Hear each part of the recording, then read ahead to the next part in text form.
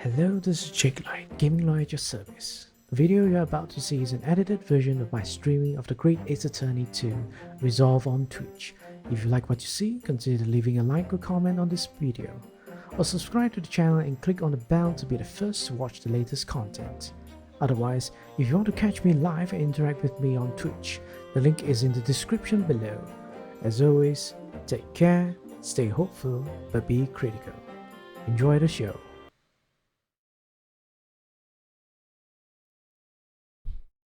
Yeah, let's click on this. So there's some music going on. Alright, I need to do this. Because, I'm going to do a VOD of this and we spent so long doing all these hours of Duolingo. I have to do this, right? Hello, welcome back to another Great Ace Attorney Chronicles. The second game, of course, we're continuing the case. We're continuing the third case of the game. We're going to be we're going to be cross-examining a French witness. That's going to be fun. So yeah, looking forward to that. That's decently cheap, not gonna lie, but California has ruined my price perception. Yeah, so if let's say a foreigner wants to buy a property in Malaysia, there is a limit. There's a requirement condition depending on the state you're buying a property in. If let's say you're buying a property in either the Kuala Lumpur, the capital of Malaysia, a federal territory, or more or less, but still quite popular, a decision to make, Selangor. It's like literally beside Kuala Lumpur. The price range is between 1 million or 2 million ringgit. You have to buy a property that is at that value in order to own a property in Malaysia. Suffice to say, that price range is only present in very, very popular places, such as Kuala Lumpur's capital places like the famous Kuala Lumpur City Convention, KLCC Tower, the Twin Towers, the Petronas Twin Towers, the famous landmark. The surrounding area of the condominiums have like property price range over there. So that's the only place you're gonna get. It's not gonna be like those kind of like my sort of location. Unfortunately, honestly, too cheap. Oh, guess Melon is my time neighbor. Yeah, so but then again, if you want to rent a property, it's very, very cheap, I guess, for you. to be able to own a very good how do you say, not good looking, good with good facilities, good maintenance, good facilities, good infrastructure, then yes, it's a very good deal. Pretty good, not for people that live there, but for foreigners it's great. Yes, for foreigners it's great. Anyhow, spoken too much about that, but anyways, let's start the game. All right, let's start the game.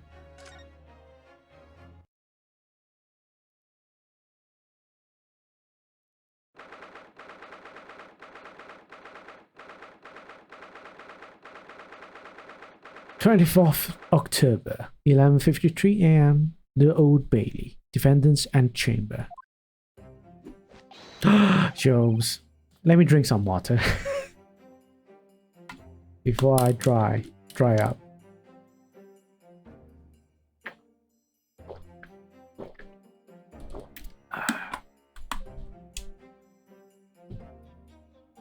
Okay. The Knight Errant himself. Oh, have you been watching from the gallery, Mr. Sholmes? I've been on the edge of my seat the entire time. Courtroom trials are fascinating affairs, as a spectator, at least. Oh, the date's not far off. Yes, it's not far off indeed. I'm glad you've been enjoying yourself. Harebrained. I have to ask. What on earth is going on? It makes no sense. What's this Professor business all about? He doesn't look like any professor I've ever met before. Who even is he? Is his... I'm not sure how to do his voice. Because previously I thought he was from German because he studied in Germany. Apparently he is not. He's actually from England. So I've been doing this weird Germany British accent for him. But yeah. But anyways. Of course. You were in Germany already 10 years ago. Yes, the professor. When I discovered he was the one who had been abducted, a sense of foreboding stirred within me. But who knew the monster would come knocking at your door? My heartfelt sympathies. Great hairstyle, you should try it. No. That's not for me. It's not for me. As it turns out, Lord Van Zix is even more intimately tied to this case than any of us realize, isn't he? Yes, how true. His great friend from university in the dock. And now a waxwork of the killer who took his esteemed brother's life makes an appearance too. I imagine the shrewd Mr. Reaper failed to foresee that kick in the teeth. An extraordinary move on your part, my dear fellow, to throw that in front of the man. You make it sound deliberate. I can't help feeling that this professor case is really very puzzling. Oh yes, in what particular manner? Well, there's Mr. Trevor, Dr. Sith, and Lord Van Zix. It seems that everybody in the trial has a link to the case somehow. Yes. In fact, I alone am not a member of the set. Though that leaves me as an empty set, all alone with no intersection to any other. Is this Gregson again? Excuse me. Oh no, it's not Gregson. It's Courtney Sith. A very cool character, but probably one of the suspects. The Dr. Sith. Ah, Dr. Courtney Sith. Nee Stevens. Good day to you. Hello, Sholmes. That was very shrewd of you. What in particular, pray? You requested that 10-year-old autopsy report from Gregson, didn't you? Why would you assume such a thing? Because Gregson told me. Evil mommy. Well, as a matter of fact, Melon, he is mommy. He's an actual mother. She's an actual mother. To think it's been 10 years. 10 years in the laboratory, wielding my scalpel. I smell of nothing but corpses and disinfectant. A policeman on the jury had a lot to say about you as it happens, Dr. Sith, as I've accused you of being complicit in what happened. I'm hoping that you'll take the stand and tell the truth about what really happened. That certainly won't be possible. What? That makes it better. Sorry, JL, I have to leave to support Rave, but I wish you a good stream. No problem, Neon Knight. Go and watch Rave. Do that. Support him. Why I'm being so forceful about it. Lord Van Zix won't be summoning me as a witness. Lord Strongheart has forbidden it. Lord Strongheart?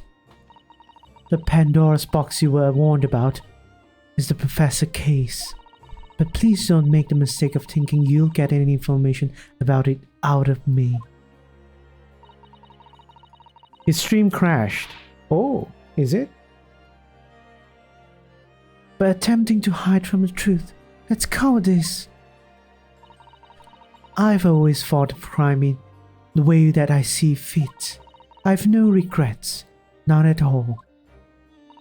And that's all I came here to say.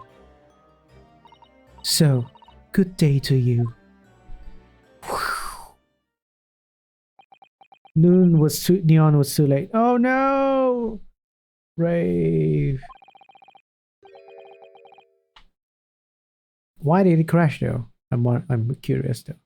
She mentioned it too, this Pandora's box. Whatever does it all mean? There's really no cause for concern. I assure you, when the trial resumes, the meaning of it will become all too apparent, whether you'd like it to or not. Huh? Now then, I believe it's almost time.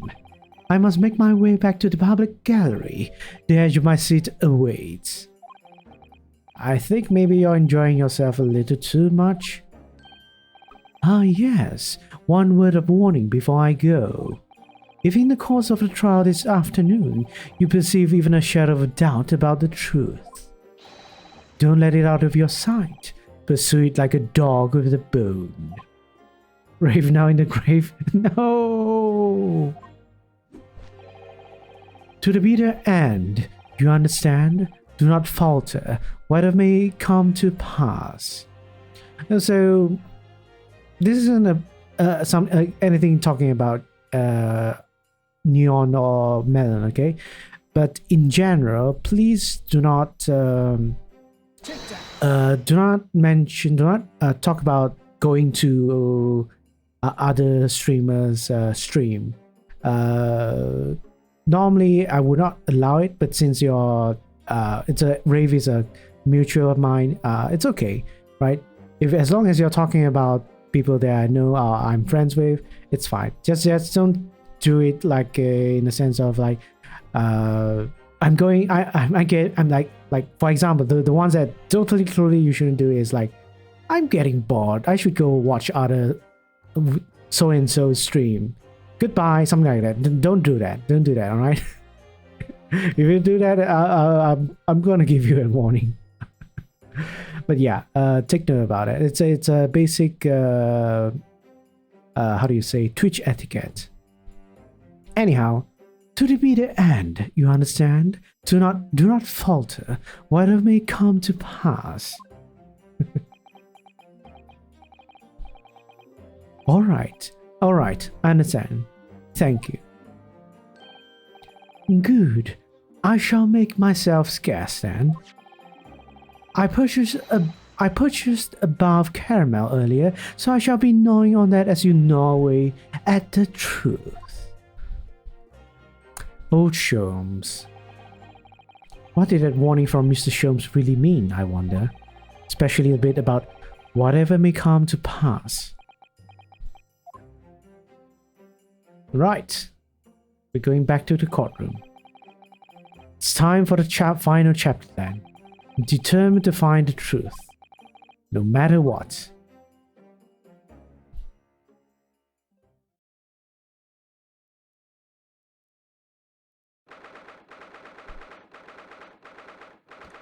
October, 12:40 p.m. The Old Bailey courtroom.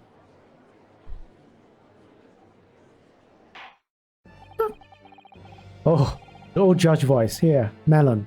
Free old judge voice for you. In the name of Her Majesty the Queen, I hereby reconvene the proceedings of this court. Counsels for the defense and prosecution, are you ready and able to continue? The prosecution is ready, my lord. Yes, my lord. The defense is also ready. As the court is aware, the case under our scrutiny began with a damaging incident at a great exhibition.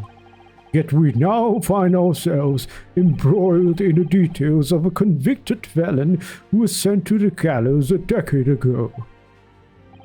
This trial has certainly defied all expectation.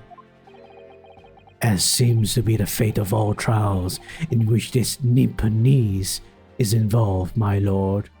Can you just not mention Nipponese? You can just say of this council, this lawyer. You don't have to like say this. So like say this American, this Malaysian, this Mexican. It sounds very racist. Of course, you are racist, right, Vanzix? You are. But anyhow. So then, let us begin our exploration of the defense's assertion that the waxwork was cardinally involved in this matter. Lord Von Zix. My lord. Are we still awaiting the arrival of Madame Tuspels? Not at all. She is in the antechamber as we speak, and ready to be summoned. Very well. Bring in the witness. At once, my lord. Bailiff, show Madame Tuspels to the stand. Oh yeah. Oops, I was wondering why am I so quiet? I'm listening myself through my own mic. Okay, now it's much better. You probably is like, do you notice that? But it's like it bothers me. And it sounds much clearer now, right? Hopefully, I don't know. Things are about to become a lot more intense. If Trevor is responsible, as I'm sure he is, means he must have an accomplice in Dr. Sith. He summoned her like a stand. And what connects the pair of them is the waxwork. Yes, the motto of the professor. That's the key to the link between these otherwise unrelated individuals. It's a tenuous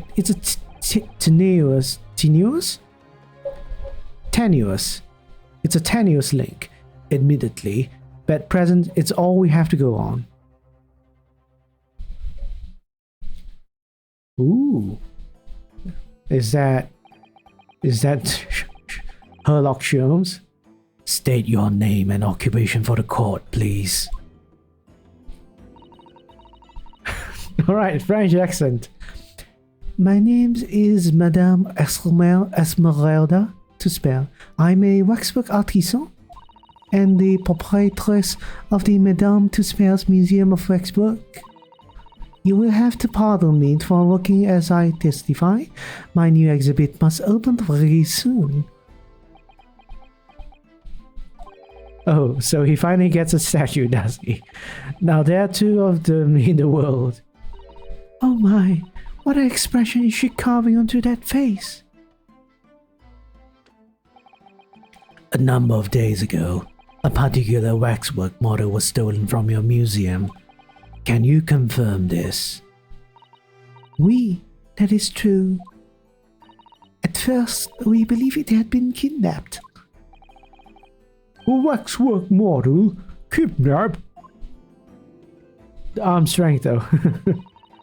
Yes, my lord. There was a demand for ransom money left behind by the culprit. However, according to what I have just been told, outside the courtroom, that was not the true reason. I understand it was utilized as a substitute for the body of the victim? At present, there's no more than conjecture proposed by the defense. This is the victim of the case in question, Mr. Oday Osman. But of course, I knew him well. He is a part of my odious personage exhibit. I detest to say that is evident, but Miss Osman does not resemble Professor at all. Yes, but perhaps their faces are very similar. Are you suggesting that we should see now the demasked visage of the professor?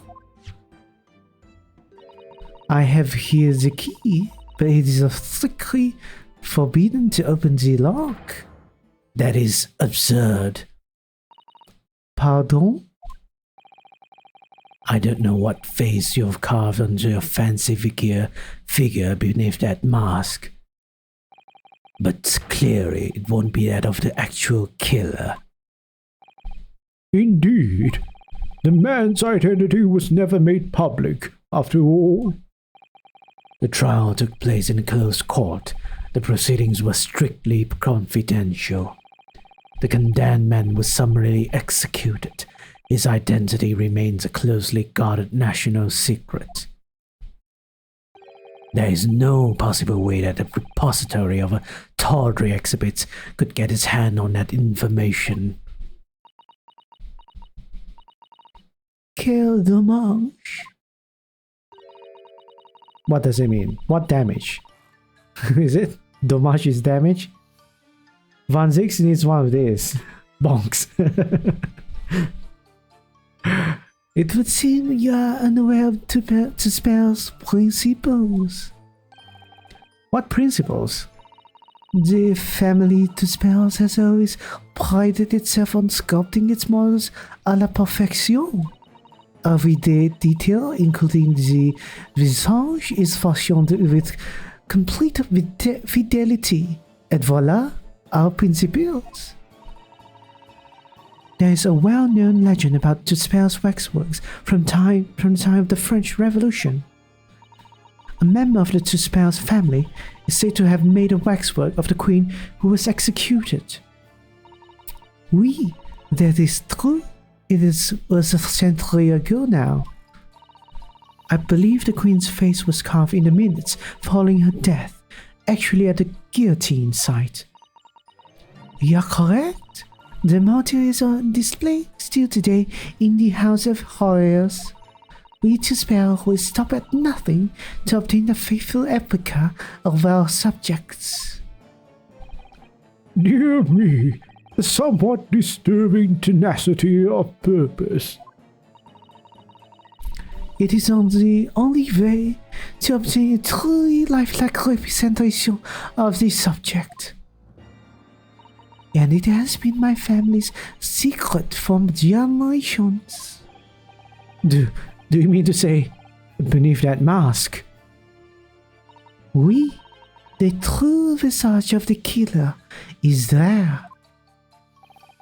This is ludicrous. It's out of the question. The professor spread terror throughout Great Britain. As a result, the Madame Tuspel's special exhibit remains extremely popular even today. The killer, emerging from his own grave, is a sight to behold. You should come. I think, madam, it would be beneficial to hear your formal testimony on this matter. You will explain every detail of this macabre model and your personal involvement in its creation. With pleasure. With pleasure? Pleasure? With pleasure? How do I make it sound sexy? I don't know. Do I sound sexy when I speak in that way? The special exhibit in the House of Horrors is based on a rumor that shocked society in London. An impression of the visage was taken directly from the corpse in accordance with Tuspel's family principles. Tuspel's voice is great. Thank you. I enlisted the aid of a grave digger and created a mold of the head in cemetery just before the interment. I hid myself until they gave me a signal. I was there for a very long time that night. As dawn approached, I was very worried that I could be discovered. Alright. To Gravedigger, the man sanctioned this. Oui, I will do all that is necessary to achieve the true resemblance my family celebrated for. Nobody else knew, only the Gravedigger. What harm did it do? Huh? So you truly saw it. The face of that monster. Naturally, I was aware of that time that his identity was a secret. But the spells would not be true spells if we did not insist on absolute fidelity to our sculptures. I don't believe it. I myself have seen the special exhibit at your museum, madame. A truly blood-curdling scene in which the murderer is emerging from his own grave. Not related, but Elden Ring on the one to play. Oh, yeah, I'm too poor for it, so I haven't got it. It costs about 20 mils, like not 20 million, okay? 20 mils, like MEALS. So I put it on my throne gift. If anyone wants to buy me that game, I would play it. I would play it. But yeah, so far I haven't played it just because it's too expensive for me. The scene it depicts was the subject of many rumors in London 10 years ago. I have here a newspaper from the time. Oh. Ooh, okay. The special exhibit was based on the picture in this article. It was the most detailed account of what happened, as reported by eyewitnesses who saw it. 10 years old article has been entered into the court record. Alright, let me check out this newspaper. Man rises from the grave. It's too absurd for words.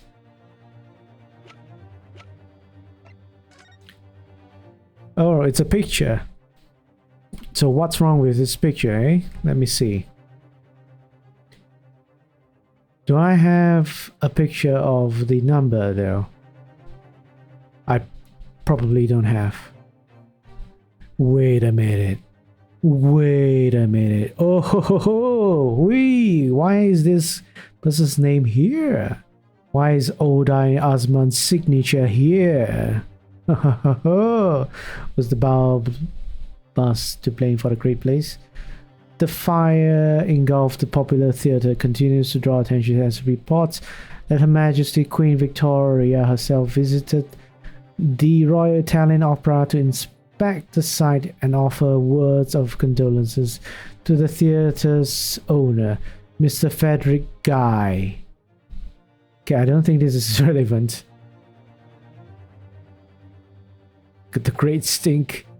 Parliament is to finally address the foul issue. Charles Darwin to receive Copley Medal. Okay, there's Charles Darwin existing here.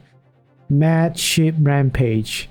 Unexplained phenomenon grips Oxfordshire region. Okay, anyhow. I think that's the only thing I can get it. The only interesting thing I can get from that newspaper. The public enjoy absurdity, Monsieur. That is why I have reproduced the scene as carefully as possible in my museum. And it's a waxwork from that exhibit that was stolen some days before the incident at a great exhibition, wasn't it? That is correct. The professor you see before you here. Most puzzling. Counsel for the defense, proceed with the cross-examination. This waxwork links Trevor to Dr. Sith. There has to be some reason for that, which hasn't yet come to light. But I'll find it. I'll get to the bottom of what really happened. I'll prove that Dr. Sith and Trevor were in on this crime together.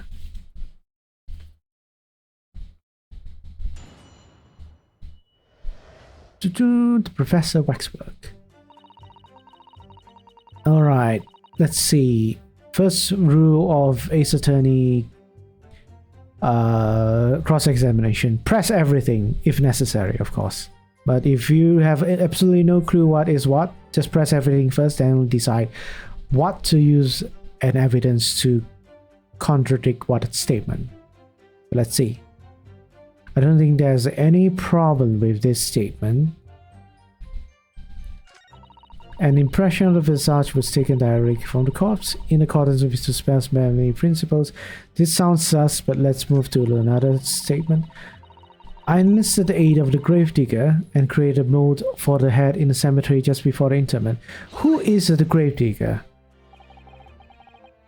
Surely that's illegal, isn't it?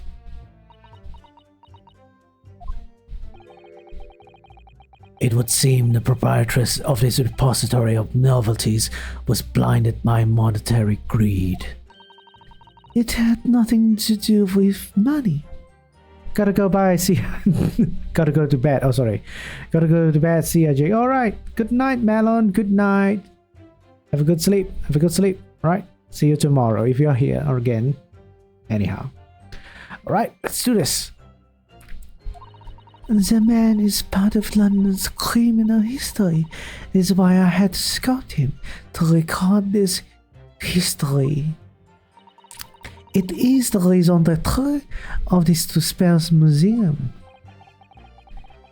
But if the man was convicted in a closed court and sent for immediate execution, then surely nobody but the members of the judiciary present know the killer's true identity. Have a good day. Oh, thank you, Melon. You're right. See you. All right. See you when I see you. Oh, hydrate. Whoa, hydrate again. I do need to hydrate. I assure you, behind the mask is hidden the true face of the professor. Professor.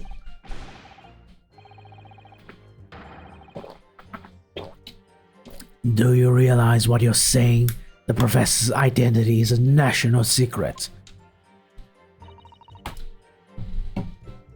I understand. And now that the truth about this special exhibit has been revealed, it must perhaps close. Of course it will, as will your entire museum, if you don't tread you very carefully, madame. There could be another interesting chapter in the history of my family, I think, don't you? So 10 years ago, on the night of the professor's execution, you took a wax impression of his face from the corpse. Oui, exactement. Okay. Until you gave me a signal, I was there for a very long time that night. You were there longer than you expected to be. I had some difficulties in capturing the subject's form correctly. As I removed the mask, the mouth of the cadaver fell open and I had some problems with the chin. Dare I ask? The man had been dead for a short while already, you see. His muscles were relaxing and consequently his chin would not align itself correctly. Oh dear, what a horrible thought. Under normal circumstances, I would have an assistant with me. However, at night I was alone and as a consequence I missed my preferred window of time. What do you mean? When I take the impression of the visage of a cadaver, I always wait until 3 hours after death. Why 3 hours? Is that amount of time significant? It is because of rigor mortis. A rigor mortis? It's the name given to a phenomenon that occurs in recently deceased bodies. As a rule, 3 hours post-death, the muscles in the body begin to stiffen. By approximately 10 hours post-death, the entire body is completely rigid and inflexible. And then from that point on, the muscles slowly start to revert to their relaxed state. The effect is often used to estimate the time of death when the body is discovered. Well, that was an education, if a slightly scary one. As the Mademoiselle says, rigor mortis commences 3 hours after death, and it starts in the jaw. I see. So that's why you wait. Before that time, Before that time, the mouth was open and it's very difficult to do my work. Ugh, it's getting hard for me to do my work with all this talk about corpses. I wonder about that information Courts just heard from Madame Tussauds. It's significant. The information about rigor mortis that you just shared with us.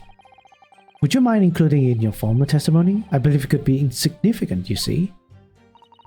Of course, I do not mind at all. I can't help feeling that after this latest topic, the atmosphere in the courtroom has become extremely grave. Ah, the pun.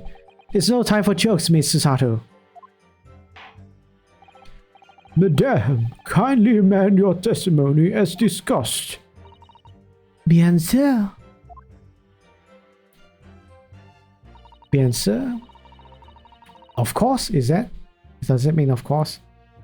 Very well. Or very well? Long time because of the... before the onset of rigor mortis. This is something to do with this. And not this one. The different autopsy. Death by hanging confirmed at midnight. 17th June. It took a long time before it was before the onset of rigor mortis. Driver's contract. 10-year-old article.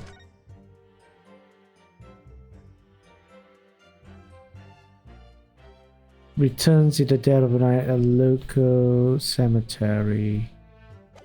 I don't think this is it. I don't think this is it. I don't think this is it. No. I don't think we have any evidence for that to contradict anything about this one. It took me a very long time because it was before the onset of rigor mortis. Stone approach, I was very worried that it could be discovered. Oops. Ah! I didn't mean to do that. So that's all I have to go on. What's your feeling, Mrs. Naruhodo? For some reason, Dr. Sith went on along with Draper's plan. Now, if that's really true, the professor is the only other thing we know of that links the pair of them. So I feel sure that waxwork must be a clue to this mystery somehow. In that case, we must use this cross-examination to uncover exactly what it means. Otherwise, the jurors are sure to revert their leanings and the trial will be over. I agree. Interestingly, uncovering what the professor has to do with all this means more to Lord Van Zix than anyone. That's the impression I'm getting anyway. Yes, as do I. After all, he has a profound connection to the professor as well. Right, let's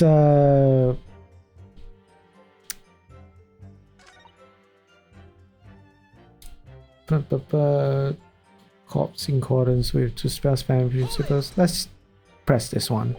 Is that true of every waxwork in your museum then? It is, assuming the subject is dead, of course. Live subjects have to cooperate in a similar way. I've letters from imprisoned criminals all the time, you know. What sort of letters? When my time comes, please make a waxwork of me, comme ça. What? Is that a French word? My museum is famous, monsieur. To be made into waxwork is an honor, and for some criminals, a symbol of status, even. Because nothing says hardened criminal better than wax. Shit. And it is thanks to one killer in particular that my museum has gained such popularity in London. I refer to the star of this special exhibit, of course, the professor. Whose form you claim to have captured by taking an impression from an actual corpse. There are no exceptions to the principles of the spells.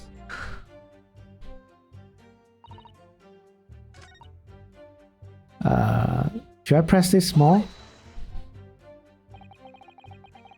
Rigor mortis being the phenomenon you described, whereby the corpse becomes stiff after death. I think you say that it starts at the jaw, about 3 hours post-death. Is that right? Oui, c'est ça. Of course, the exact duration depends a little on the season. I didn't realize a waxwork artisan would be so well versed in the subject. No, this is only elementary knowledge in the field of legal medicine. Well, I had no idea about it. Maybe I won't admit to my ignorance about forensic science. I could ask my father to give you a very simple primer, if you like. I think corpses should be your domain. I'm not good with them. Oh dear, I'll do my very best. Right, let's press this as well. Then we'll decide what evidence to use. You said that dawn was approaching. What was the time of the day then, approximately? Well, I could not say. But when I left the cemetery with my utensils and wax, the morning light was becoming visible. The execution took place on 17th June, which had the earliest sunrise of that year. Indeed. First light would have been at around 4:40 in the morning. That really is early. The fact is, I had very little time, so I finished my work in half hour. It was necessary to complete the operation and bury the body before daybreak, of course. If somebody had discovered me there, it would have been a catastrophe. So I had to hurry. Is it me, or does Mrs. Sholmes seem to be taking shape more quickly now too? You certainly appear to go to extraordinary lengths for your work, madame. I wonder, is what she said particularly significant?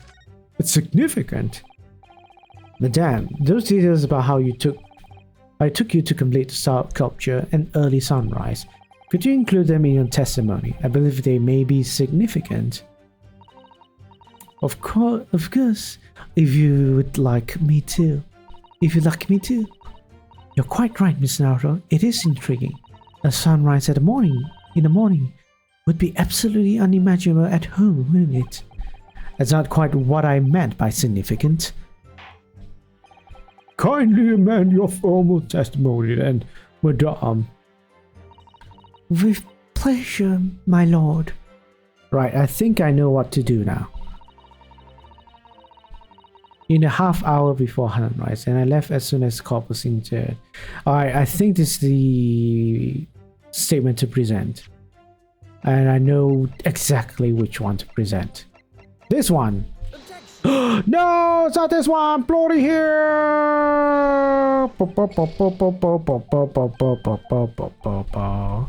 Okay, let's try the other one then.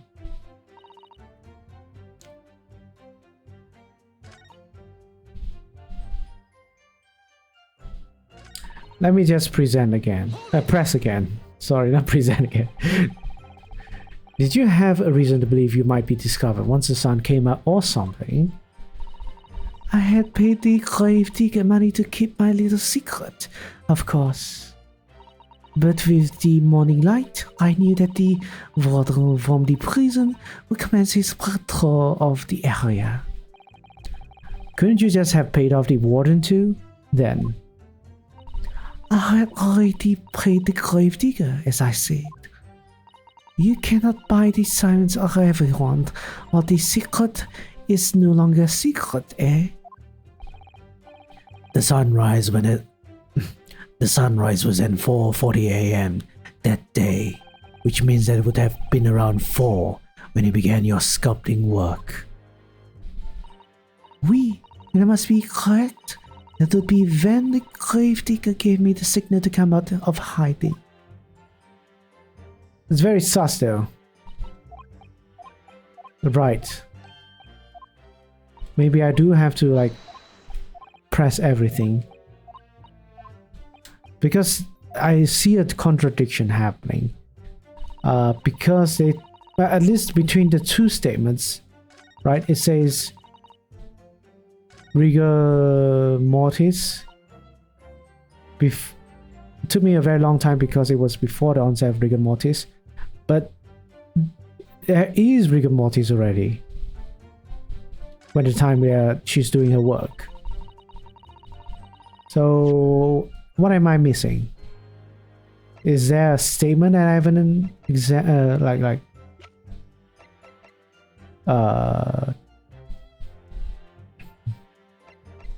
have not found out about?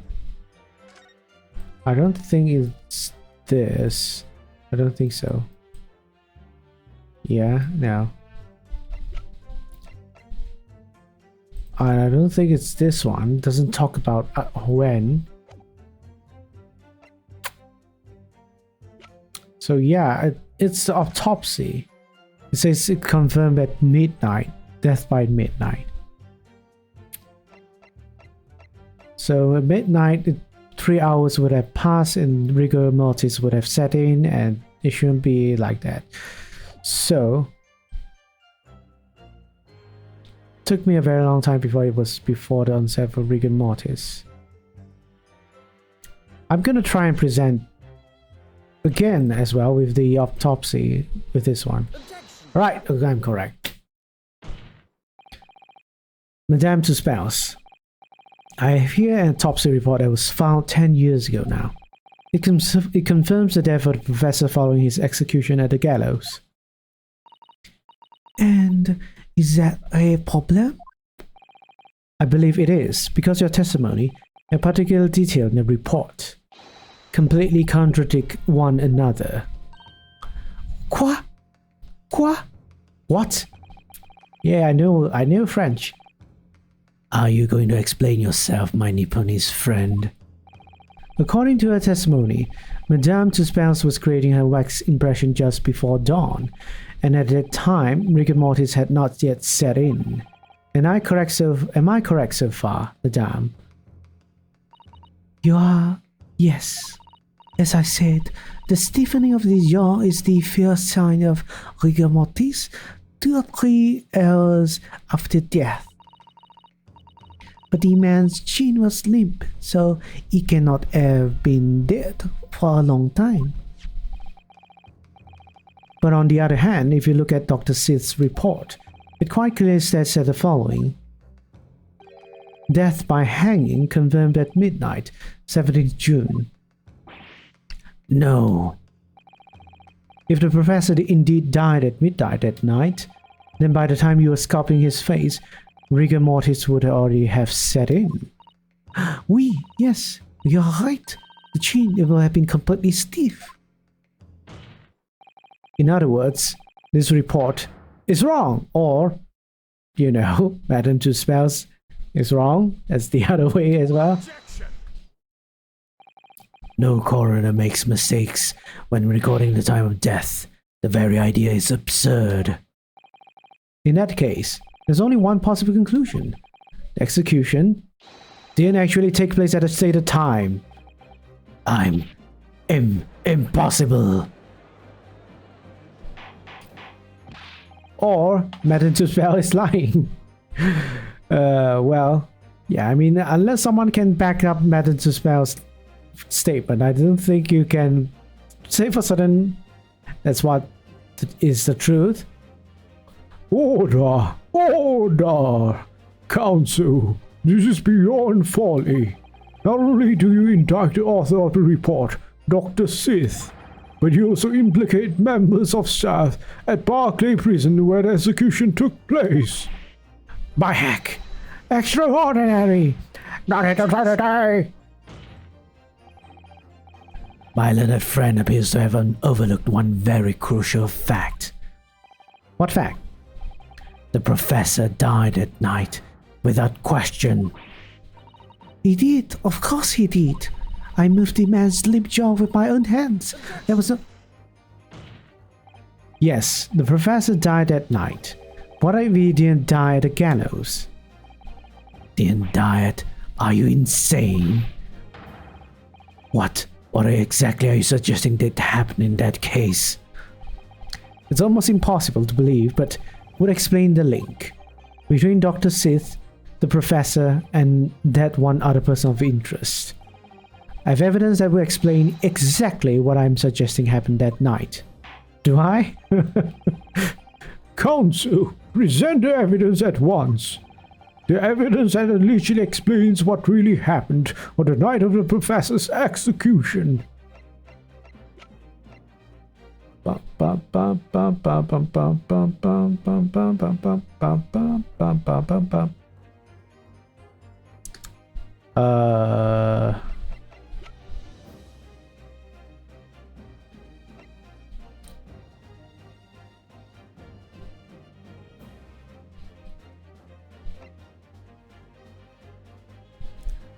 I have no idea what evidence you might be presenting.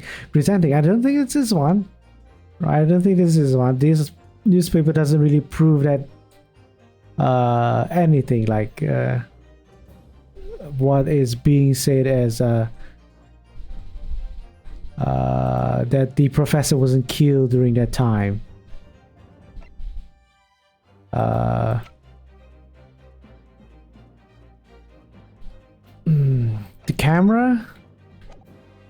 The camera from around the neck of the actual museum, when the lights extended, dark staining is visible on the bellows. I mean, I totally fully examined this camera, and I don't think it's this camera. It's hard to make out. He appears to be wearing a monocle, but black glass. I don't think this is relevant. This one? I don't think so. Grey Exhibition newspaper. Wow, I'm stumped. Unless there's something with this evidence I've missed.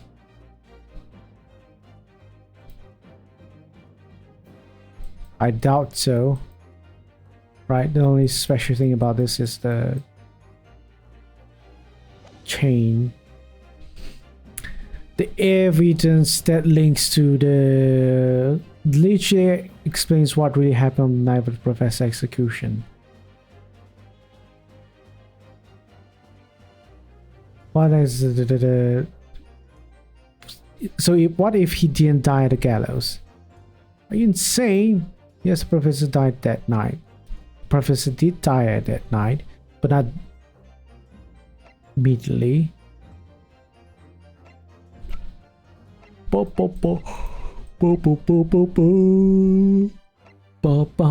evidence literally explains. I don't.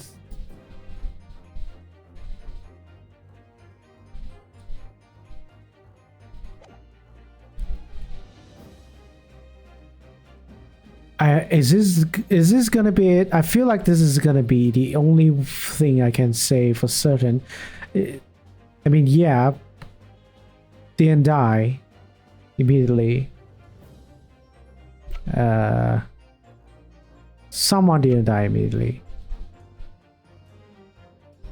This Daniel article is gonna try it. Gonna try it. Oh my god, it is. What happened that night is written very plainly in this newspaper article. Executed criminal returns in the dead of the night at local cemetery. You're suggesting it was a corpse coming back from the dead now? Well, if this article is to be believed, yes. The professor, assumed dead following his execution, emerged from his grave and was killed again. Don't be a fool. It's simply a rumor published by the gutter press. Can you be certain of that? Are you serious? The point is, as the article says, there was a witness to what happened. My word, yes indeed. Mais oui, but yes. The young man who stole into the cemetery by chance at night. Of course there was a witness. The story didn't write itself. Obviously, the man made it all up. And in any case, this was 10 years ago now. There would surely be no hope of finding him. Objection. On the contrary, my lord, we all know this witness well. What? Are you suggesting, counsel, that you identify the person in question, that you know who claims to have seen these utterly incredible events that take place? Yes, my lord. In fact, you could say that he's right here, before my very eyes. You will substantiate your latest claim. Now then, counsel, who is the alleged witness of this staggering scene from the cemetery 10 years ago? This dude. The man in question is Mr. Enoch Drebber. Drebber? The previous witness? A special exhibit in the House of Horrors at Madame Tussauds Museum of Waxwork recreates that decade-old scene in great detail. The condemned criminal emerging from the grave, and beside the tomb, a young man with a lantern stumbling upon the terrifying sight. And that young man is a 10-year younger Mr. Enoch Drebber.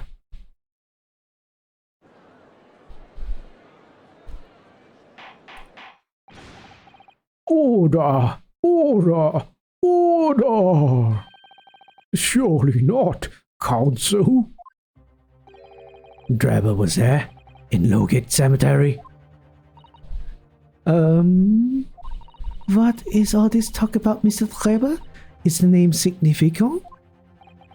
Of course, Madame Tussauds doesn't know. Does she?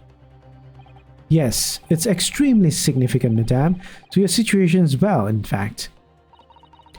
What is situation? Situation? The theft of the Professor Waxwork from your museum some days ago was perpetrated by the very same man. No, but that would mean... Madame Tussauds. It will appear you know the name Enoch Drebber. Oui, yes, I know it. But from long ago in the past. What? Oh my. Good gracious. Well, I'm gonna assume it's because the gravedigger is Enoch Drebber. Explain yourself. Tell us everything you know. Yes, of course.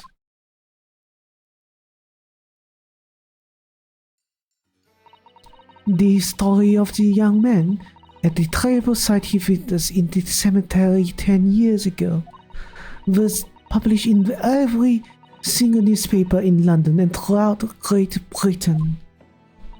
However, in all of the articles, the witness was simply described as a certain young man.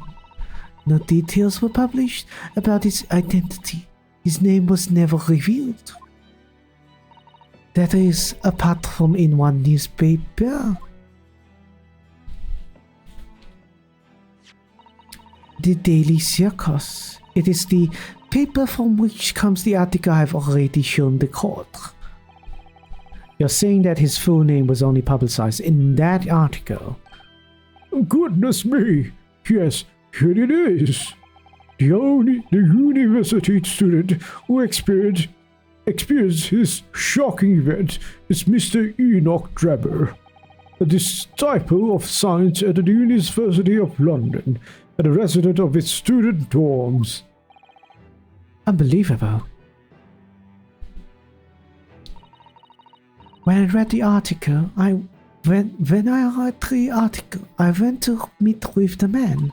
His discovery of the condemned criminal coming back to life in the cemetery in the dead of night. Would make a perfect exhibit for my House of Horrors, whether it was truth or not. I see.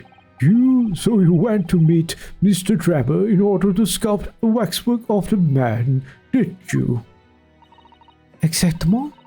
He was studying science in the University of London in those days. He was just a poor student. I paid him £5 to model for the waxwork. And since that time, it has been in my museum to recreate the scene of the terror from the cemetery.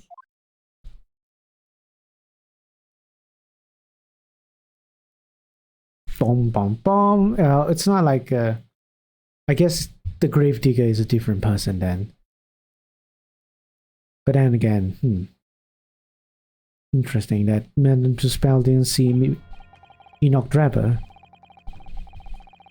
So 10 years ago, a young man appealed to the public about an extraordinary event he'd witnessed. A criminal who had been put to death, re-emerging from his grave in the middle of the night. But the public treated his claim as though nothing more than an amusing anecdote that was soon forgotten. 10 years later, the same man seals a waxwork model of the executed criminal, ostensibly to use as a body double for a victim in the case we're discussing here today. Even though the waxwork build is a poor match for the victim, its face is obscured by a mask. So the question is, why would a man do such a thing? Which brings us to 3 days ago, when a birdcage crashed into the Crystal Tower. If the birdcage had in fact contained not the body of Mr. Osmond, but that same waxwork, the coroner of Scotland Yard who investigated, Dr. Sith, would have noticed immediately. And yet, she submitted his autopsy report for the victim, which the court has seen earlier. Why? Because the waxwork was that of the professor. Is that what you're saying? Dr. Sith put her name to a document confirming the death of a condemned criminal who was still alive. A criminal whose apparent resurrection was witnessed by Mr. Drebber. But that misconduct was a deadly secret the coroner would do anything to protect. Which is precisely why Mr. Drebber used that particular waxwork as the body double. Ugh. My lord, this court must summon Dr. Sith to the stand. The defense is determined to find out exactly how the coroner and Mr. Drebber are connected. But according to the missive I received this morning through the prosecutor's office, Dr. Sith is unable to participate in these proceedings. Is that not the case? She told us so herself, didn't she? Lord Van Zix won't be summoning me as a witness. Lord Strongheart has forbidden it. Lord Strongheart? The Pandora's box you were warned about is the professor's case. But please don't make the mistake of thinking you'll get any information about it out of me.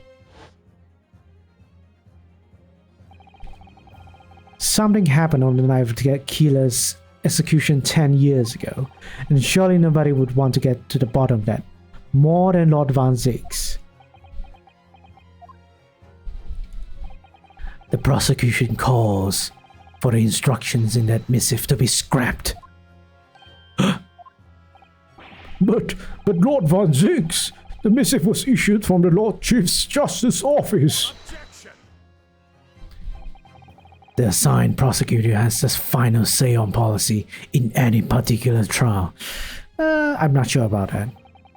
In other words, me. Yes. Let Enoch Drebber and Dr. Sith both take the stand together.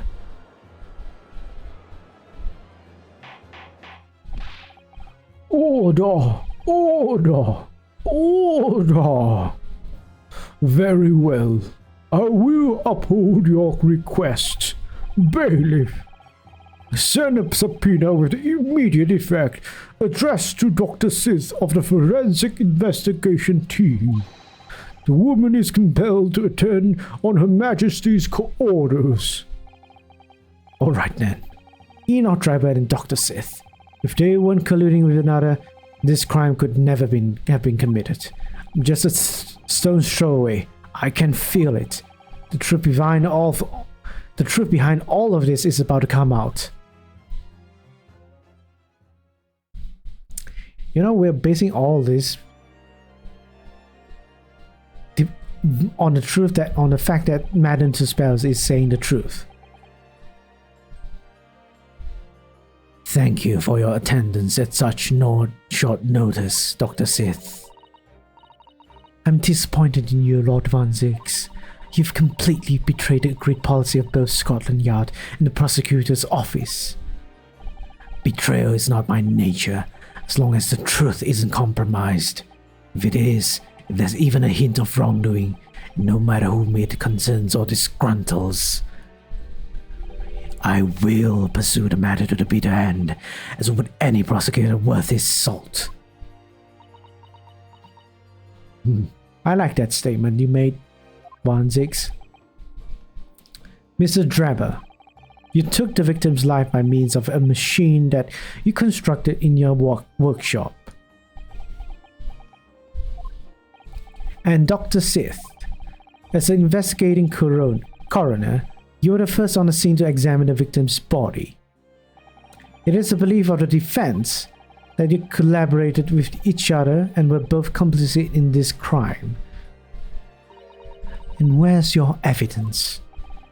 At present, we have no definitive evidence, but we do have a very significant clue. What are you talking about? I'm talking, of course, about a waxwork. This model of the killer, known as the Professor, was sentenced to death 10 years ago. You don't need to tell me.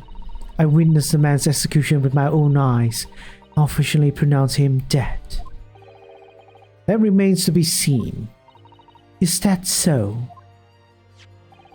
According to the newspaper's reports from the time, on the night following his execution, the killer came back to life.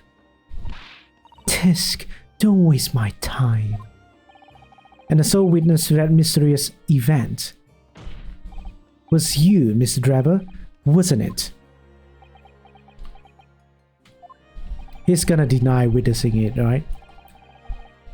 If what you saw in the graveyard that night 10 years ago wasn't some chilling fiction, but reality, it would make you privy to a very great secret of Dr. Sith's. A secret so profound, it could compel the coroner to agree to collaborate in your evil scheme, in fact. Mr. Drebber, tell the court, tell everyone the truth of what you saw that night in Lowgate Cemetery. Nah. Here's what I saw. You can't see the huge semblance because you can't. You made a man in Madame Tuspel, I mean. Charlie, she's not going to game that everybody. What you saw? Yes, well, you're not of the artist, yes. It was a race I told it to say it's a lot of Douglas. I bet I'll clever face on God, if it has to be. Cool.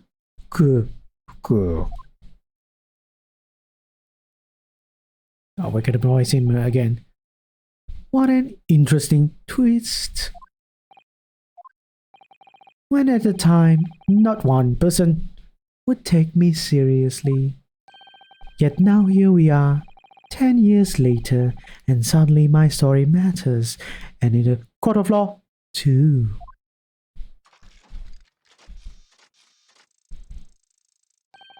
Very well then, if everyone so wishes.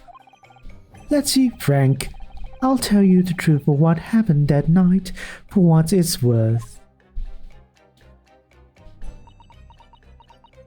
So,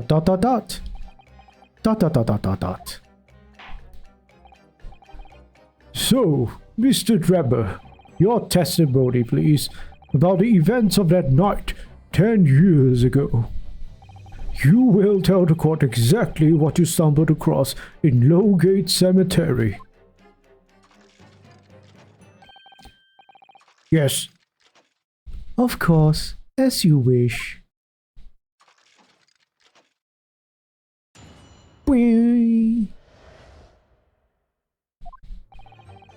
The reason I was in Lowgate Cemetery at all 10 years ago was for a spot of moonlighting, shall we say.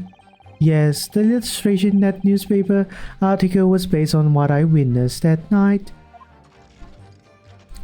Oh, but thinking back now, I realized that I never actually saw the professor. Soon afterwards, I was visited by a young woman who sculpted a model of me from wax. Then I gave up on my dream of becoming a scientist, and it was all because of that newspaper article.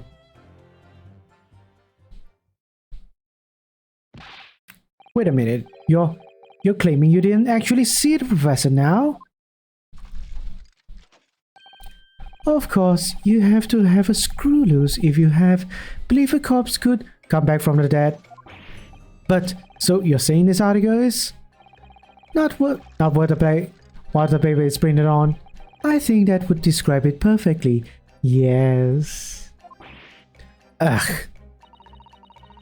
If the details in the article aren't true, it nullifies your argument for why Mr. Drab and Dr. Sith would have been working together. So he's discrediting himself to cripple my argument. Tell me, witness.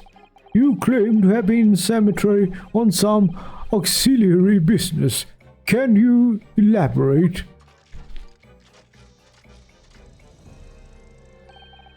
That's right. Grave robbing, to be precise. As you know, Lowgate Cemetery is at the rear of Barclay Prison. So among students at the university, it had a reputation for being haunted by the ghosts of old condemned convicts. Grave robbing, you say? Yes, exhuming fresh corpses to sell is reasonably lucrative. Of course, I never laid a finger on any valuables buried with the dead. So you were one of the so-called resurrectionists, a particularly unpleasant scourge on society. Actually, my fellows and I went by another name. The repurposers.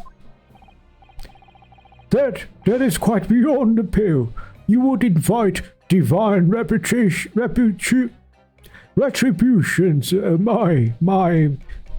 What is wrong with me?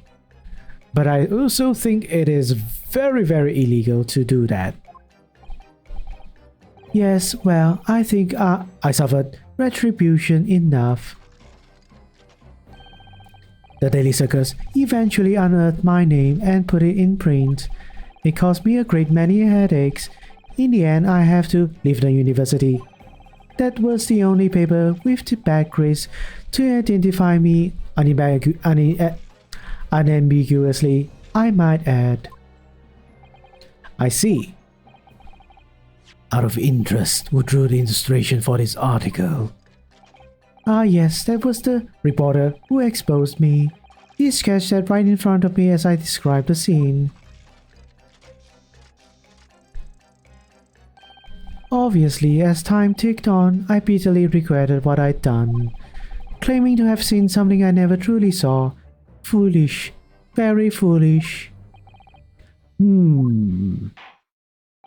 Well, counsel for the defense, you may proceed to the cross-examination now. At once, my lord.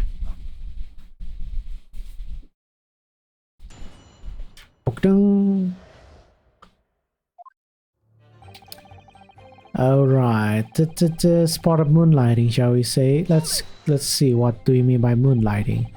By moonlighting you mean grave robbing, do you? Surely you only need to look at the graveyard scene and my appearance to gauge the answer to that.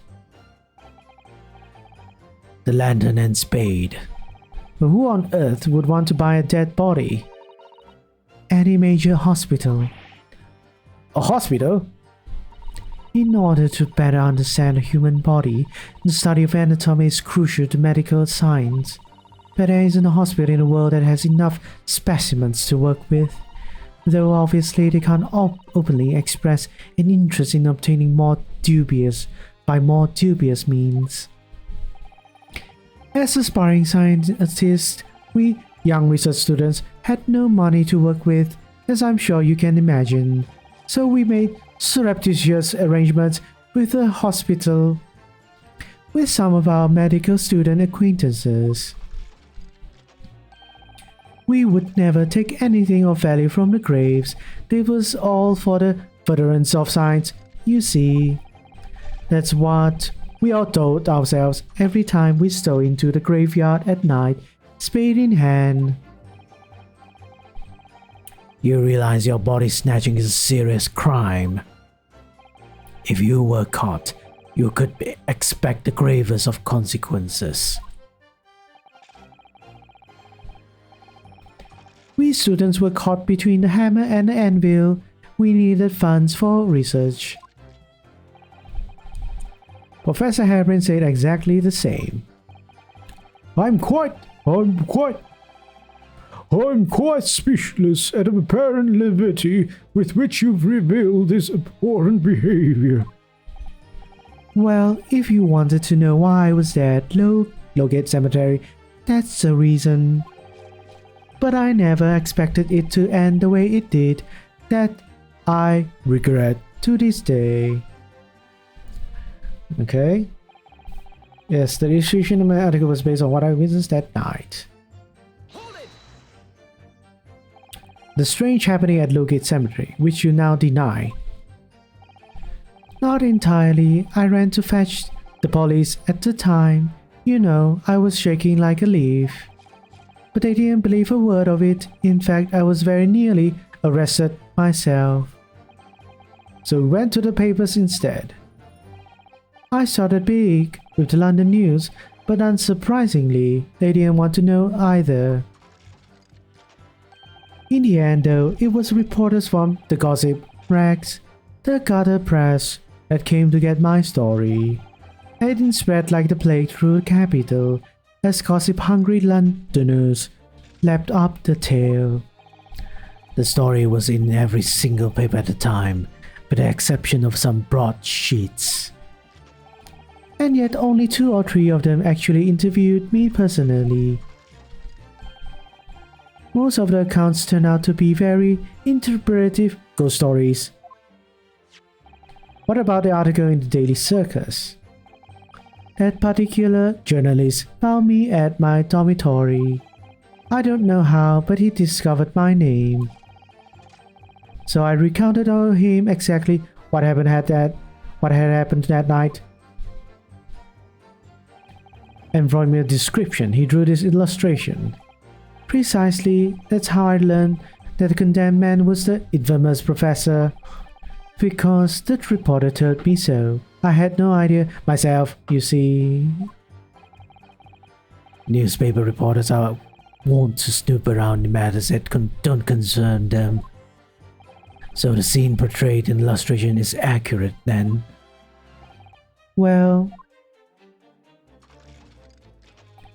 thinking back now, I realize that I never actually saw the professor at all though. What are you talking about? Sorry. I think I explained already, didn't I? Lowgate Cemetery is at the rear of Barclay Prison, so it was renowned among us students at the university for being haunted by the ghosts of condemned convicts.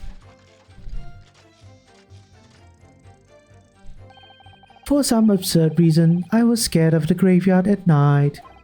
And as a result, only too willing to believe that nonsense about the dead coming back to life. They say you actually saw it. I said what I seen in my mind's eye. After all, resurrection is impossible, isn't it? You'd have to be unhinged to think otherwise. Unless, of course. He smiles like that, so I have to do that way of voicing it. Like a sinister smile. You have some evidence that proves I encountered the professor that night? I don't know. Is there any material evidence that could show her we did see the professor? If we have anything at all, Miss Naruhodo, I know. I need to present it against that irritatingly backtracking sim of his. The point is that night was a pivotal moment in my life.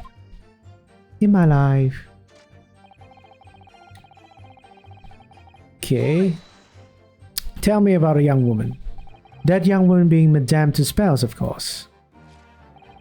Precisely. I must say, I didn't expect to run into her again like this 10 years later. As I explained, I went by the name published in the article, and comme ça, I found them all. Yes, the article in the Daily Cigars, I think you said. I was a poor student with barely a penny to my name at the time. And the young lady put £5 in front of me. So you readily consented to having a waxwork of yourself made and gave permission for it to be on display? I did. I should sell what did I had to sell, I concluded. Ah, oui, I remember now. I purchased something else from that day, from you that day, n'est-ce pas? What's that? Did you? I can't say I remember. What was it, Madame? His camera. Ah.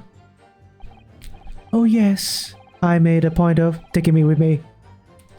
Whenever I made an incursion into any cemetery.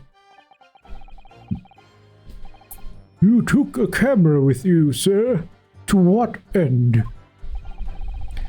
To record the details of the bodies I disinterred. But I had no intention of ever visiting the graveyard again after that night, so I sold it. I see. But I still have it, monsieur. It is part of a special exhibit in my House of Oils. I'm very meticulous about such details. It is the Tuspels way. It would seem then that this is the very camera Mr. Trevor took with him to locate the cemetery on the night in question. Yes, interesting. Details of the camera have been updated in the court record.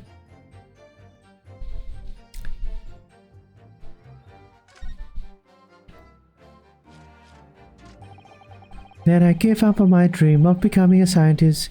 It was all because of the newspaper article. Alright. I feel like that makes it so I can use the camera to model of me from wax. Thinking back now, I realize I never actually saw the professor at all though. Yes, the illustration in the measure was based on what I witnessed that night. It says a spoon, spot of moonlighting, shall we? Have I pressed everything? I feel like press everything. This article, you mean? Published in the Daily Circus.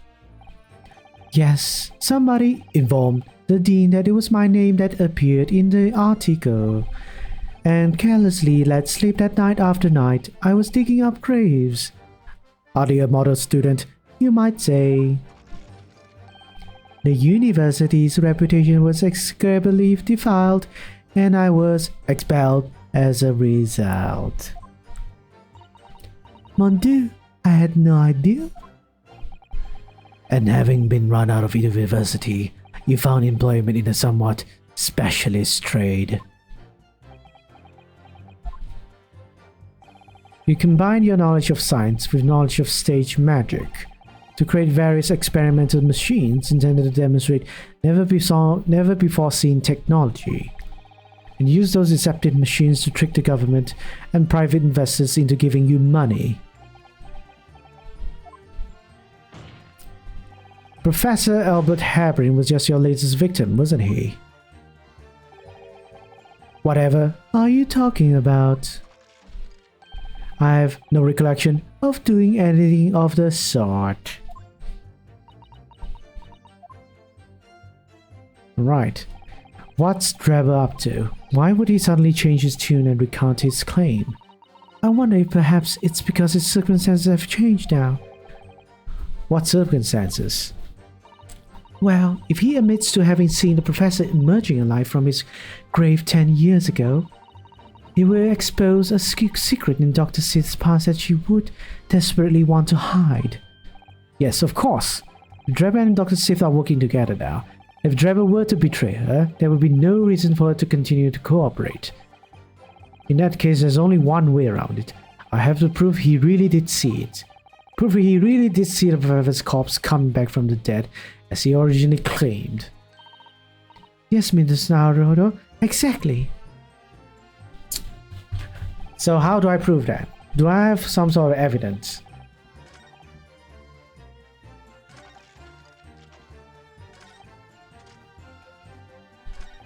Yeah, I've presented everything. Now I have to look at what can we say that he did see what he saw.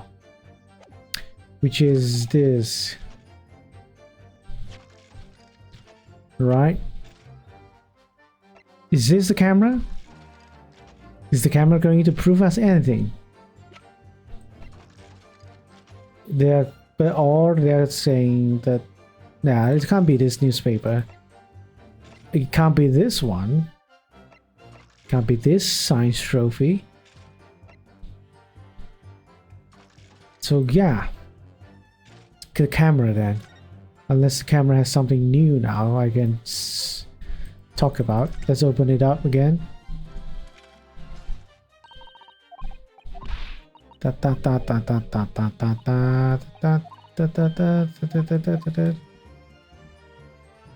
Yeah, nothing.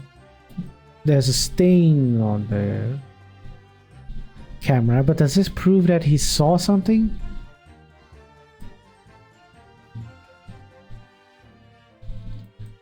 Unknown. And the back of this, there's nothing. There's no. This is where the photograph goes, I think. There's nothing behind this.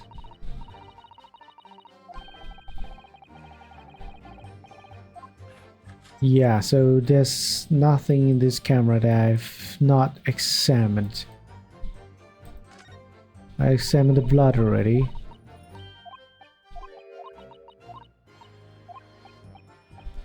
Okay, so there's that.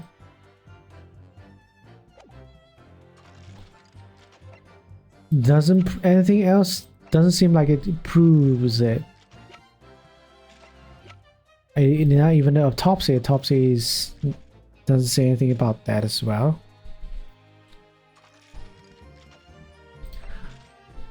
Camera that Ritsuda had with him in 10 years ago. When the lens is extended, dark stain can be seen on the bellows. Would the blood indicate that he saw the professor? No, right? So this leaves me to thinking, have I not pressed all the statements?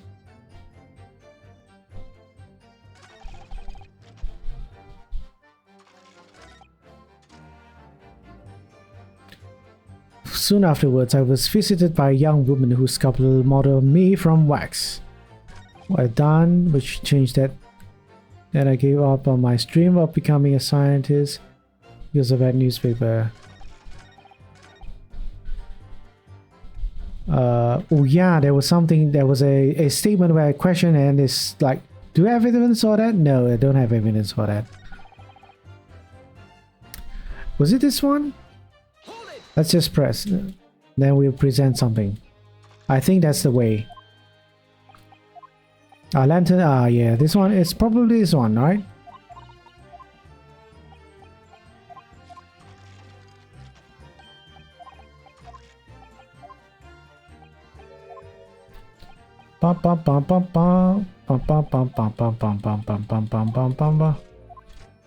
Okay, not this one.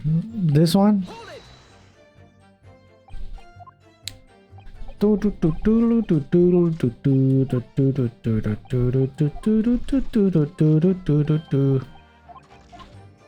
Alright, not this one. Okay.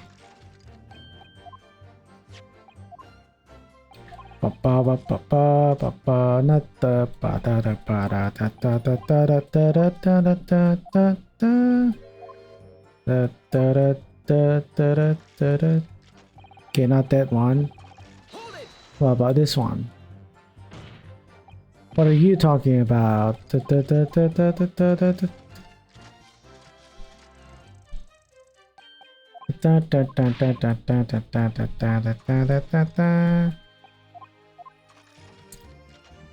Okay, some evidence. I don't know. Is there any material evidence that could show he really did see the professor?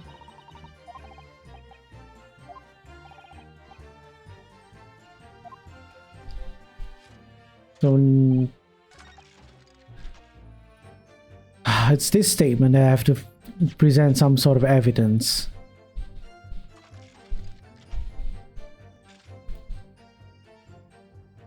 If you didn't saw the professor at all, how would you able to now? How would you know that was the professor? Is that it? Is that the thing that we're trying to prove? Okay, I have no idea, which means that I really need to like find out. I don't want to like guesswork. My really vague guess would be trying to present either the newspaper or the head or the camera. It's one of these three things, and I don't want to waste everyone's time. Waste of time to contemplate on this. So yeah, Enoch driver testimony.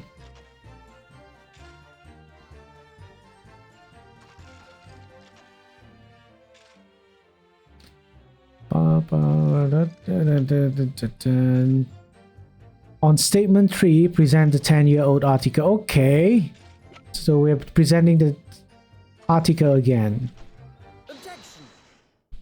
But this doesn't really prove though. Sorry, Mr. Dreb, but I don't believe that. Don't believe. Don't believe what? Your latest claim. You did see the professor on that night 10 years ago. Right, let me look at the picture again. Why is that? Why is that so? Oh, is it because the person who interviewed... the person who interviewed... Oh yeah, I haven't connected this thing before yet. The Ordai Osman. Ordai Osman illustrated this. Ordai Osman was the journalist. Okay. I'm dumb.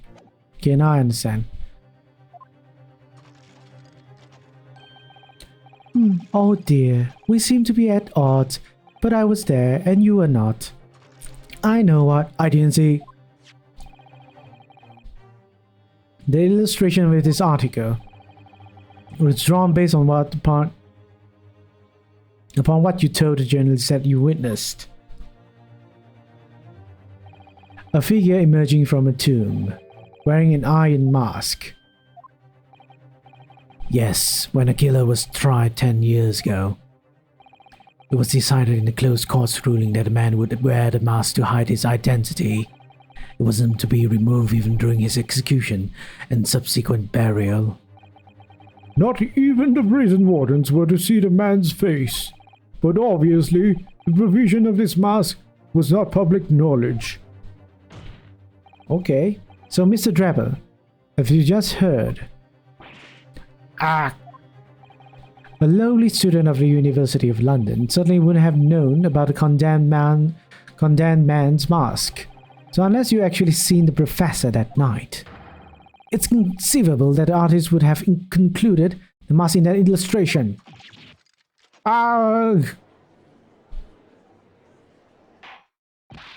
Order! Order! Well, Mr. Trevor.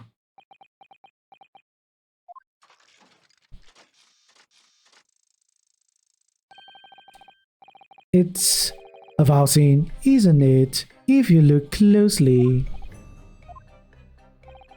And as I've already been at pains to point out, I was utterly petrified.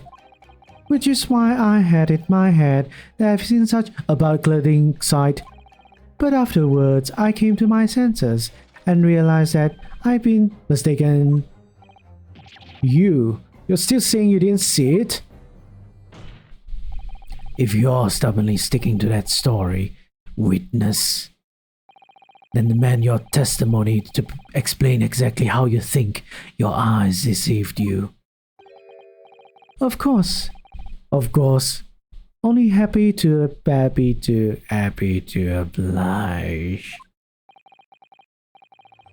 I can't believe he's still not going to concede the point.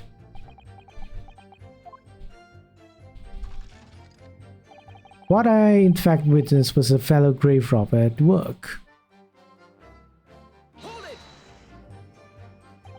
A fellow grave robber? What are you talking about?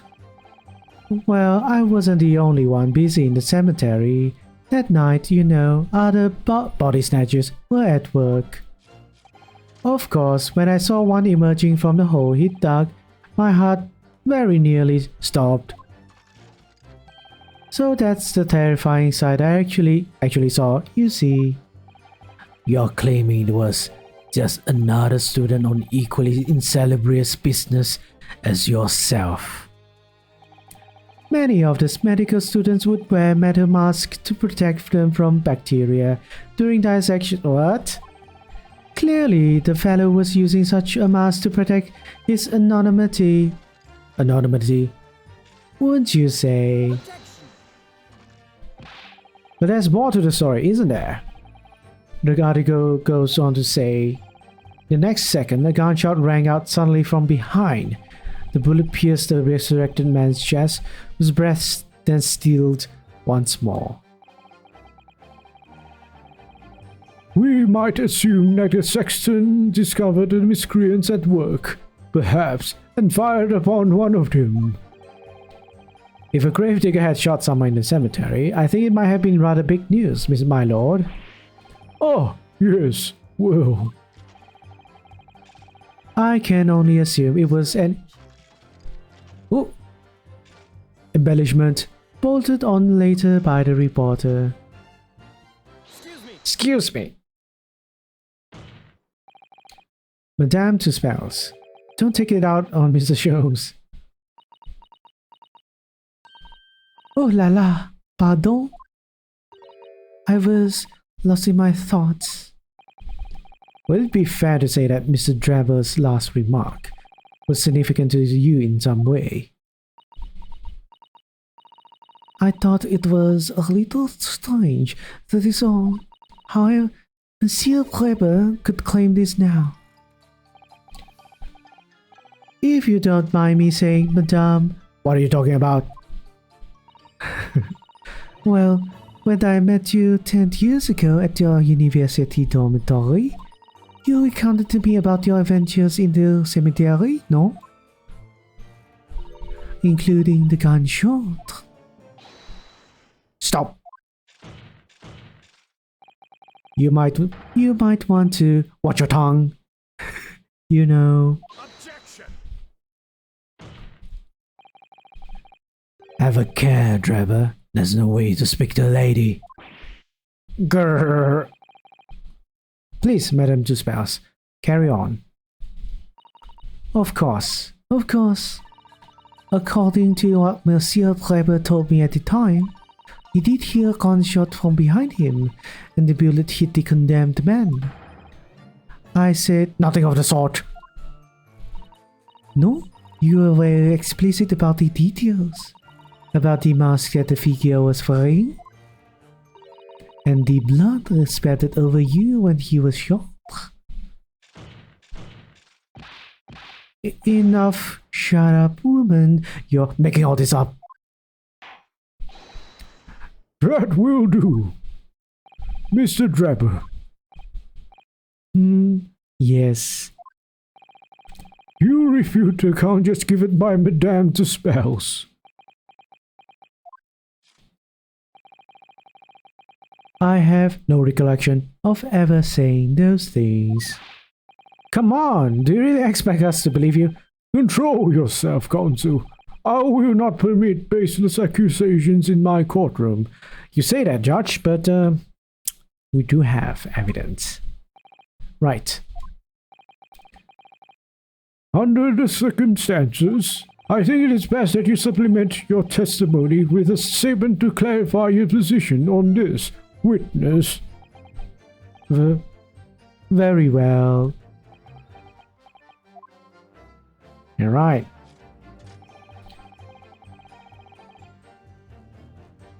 Finally present the camera.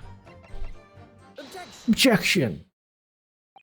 Mr. Drebber, do you remember this camera? But that is the camera from the fateful night. Yes, we borrowed it from our House of Horrors. It is the camera you took with you to the cemetery that night, Mr. Drebber. And is that supposed to be significant? This kind of camera is rarely seen in our homeland, so my colleague and I were keen to examine it closely. We noticed that the lens extends forwards on the end of some bellows. Like this. What's that? There. Just on the bellows. It looks like a dark red stain. That's right. There's a rather conspicuous mark here on the bellows, in fact. Good lord, are you suggesting? Yes, my lord. It would appear to be a spatter of blood. something that could be confirmed with a simple chemical test? Isn't that right, Dr. Sith? It would be difficult to determine. It was human blood and not the blood of some animal. But yes, to test whether or not it's blood at all is simple enough. I propose that Madame Tuspel's testimony was correct, and that on the night in question that 10 years ago you were spattered with blood from a gunshot wound. Well, unfortunately, Madame Tuspel's testimony is hearsay. But if nobody's gonna correct them, okay, all right. As you wish, I guess. And that, furthermore, you really did witness a condemned professor emerging from his tomb.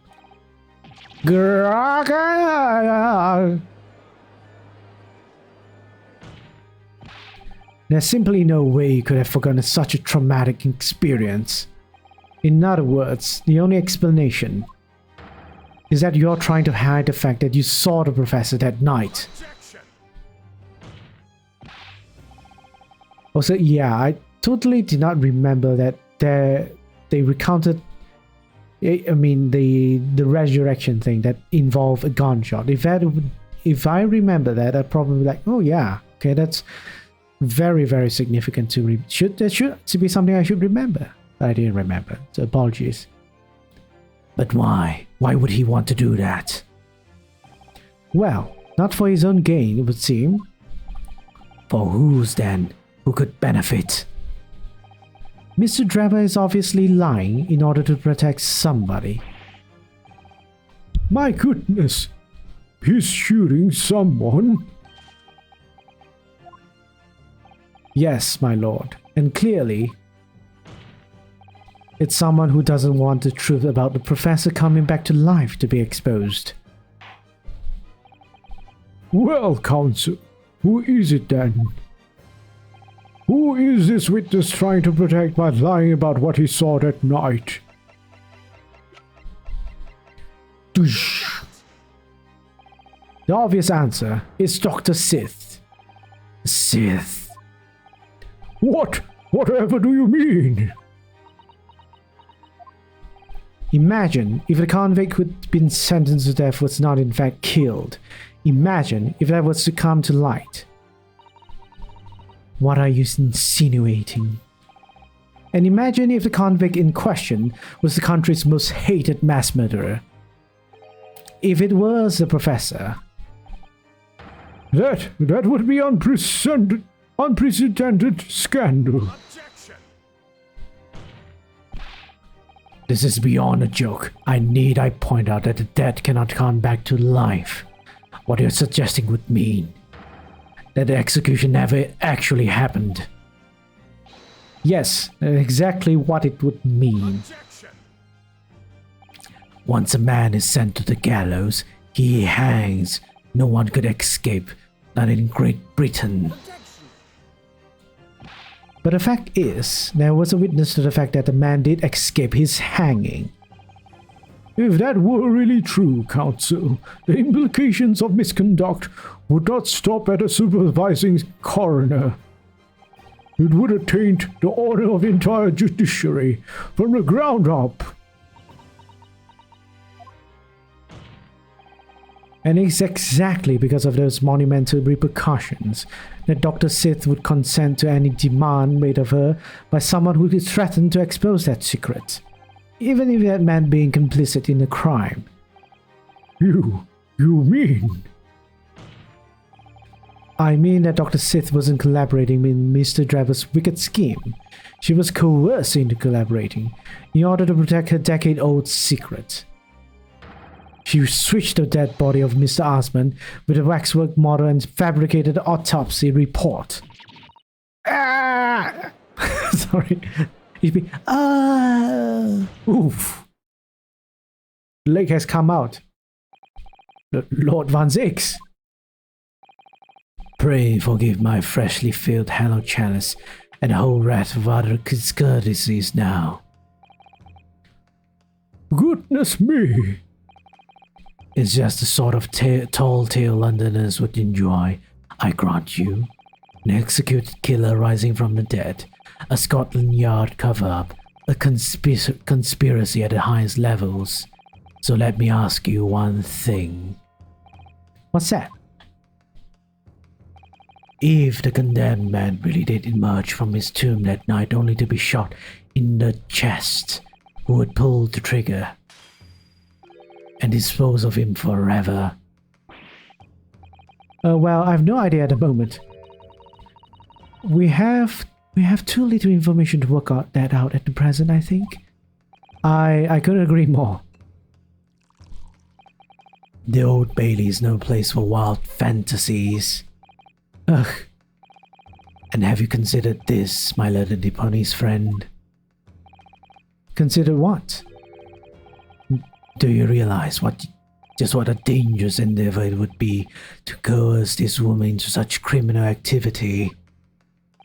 It's tantamount to declaring war on the entire British police force and judiciary. Quite. I had to imagine any sum of money being offered for research could warrant it. To rely on some staged deception when so much is at stake would be madness. Well, I suppose. And this was no petty crime either. The victim was murdered. A man who'd already invested money in the venture and would be instrumental in future profits too. Yes, I had no reason to kill Mr. Osmond at all. Or are you forgetting that his death results in me receiving not a single death penny? Unless you could get more money blackmailing the government, i.e. Dr. Courtney. Anyways, the court is already aware of the contract between myself and the victim, no? There is the contract. That's very true. The motive for this case runs deep, though. I can feel it. Using threats to force the head of the forensic investigation team to cooperate is extreme, especially for a government grant he had no guarantee of receiving in the first place. If the research grant was the aim, taking Mr. Osmond's life would have made no sense anyway, which means Mr. Dravor's motive wasn't muddy at all. He was just trying to kill Mr. Osmond. But why? Why was his motive then? Your time is up, my learned friend. I'd say you have one last chance before the jury loses their patience with this charade. Let's see if you can back up your heady proposal, shall we? Hey, Kazuma dodged that.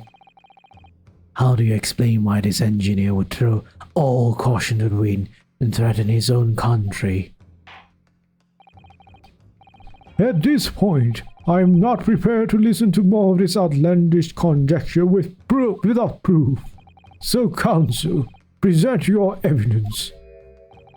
Alright, who exactly was Mr. Osman to Trevor? There's a connection there that no one's seen yet, and I'm going to have to present 2 pieces of evidence to show what it is. Oh. Okay, you say 2. I feel I only know 1, but okay. Yes, my lord. Evidence that establishes the motive and explains why the witness wanted the victim dead is right here.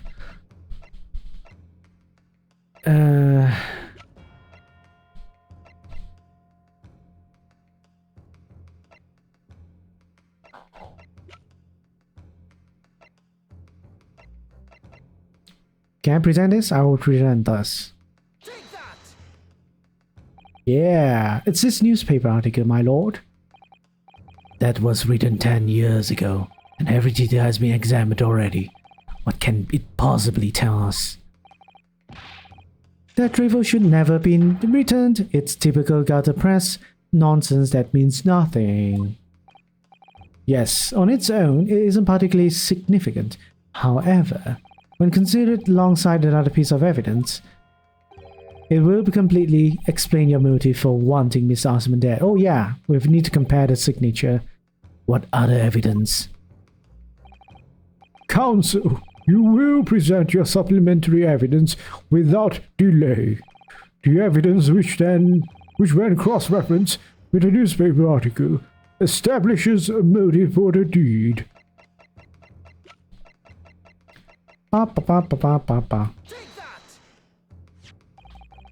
It's this contract, my lord. Mr. Trevor, this is the contract you signed with Mr. Osman. Yes, that's right. The very document, in fact. That proves I had no reason to kill the man. No, I'm afraid not. What? There's something very significant that this newspaper article and the contract have in common. Really? And it's that common link. That shows very clearly why you were determined to kill Mr. Odi Osman. It seems the defense has uncovered something that the rest of us have missed. So, my learned friend, point out what these 2 pieces of evidence have in common. Where exactly is the link between this newspaper article and the contract? Take that! What these 2 pieces of evidence have in common is a signature. A signature? The signature on the illustration that accompanies the 10-year-old article and the signature on the contract belong to the same person. What? As the court has heard, this illustration was drawn 10 years ago by the newspaper reporter who found Mr. Trevor and interviewed him about his ordeal. If you look closely, the reporter's signature can be seen in the bottom right corner of the drawing. And if you look at the contract here, which was signed between the witness and the victims last year, you can clearly see Mr. Osman's signature at the bottom. Let me see now. Good Lord! Yes, they are identical. In short, the journalist who drew the illustration and wrote the article published about Mr. Trevor 10 years ago was the victim of this case, Mr. Odi Osman. Ugh.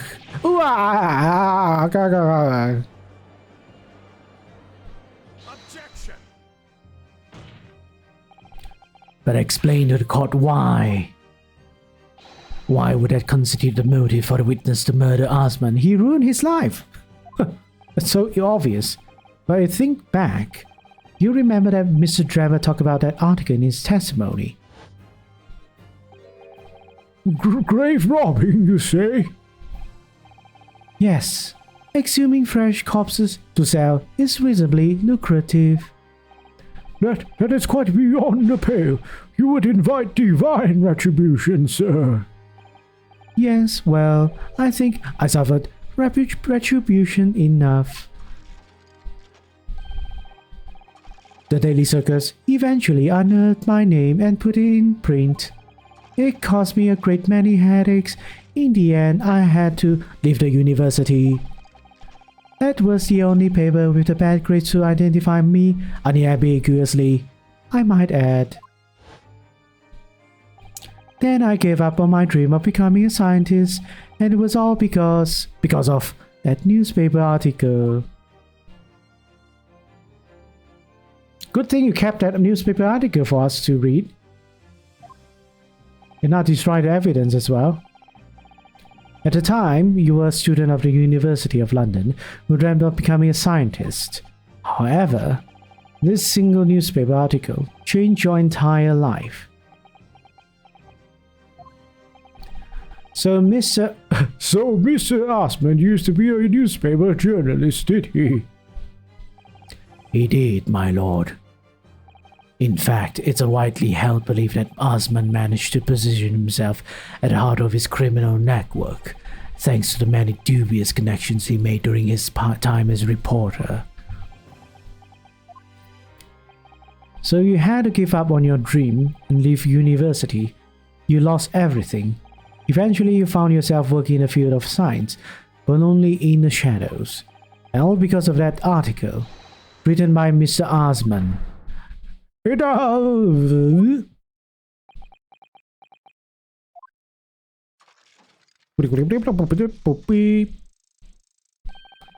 Stop this endless travel about my life. What? Explain yourself, Mr. Drebber. Yes, it's true. I had to leave the university as a result of that article. But it was just a straw that broke the camel's back.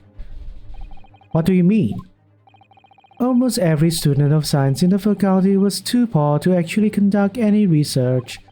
But they struggled on with their hypothesis anyway. We all did, only to have them taken by vultures.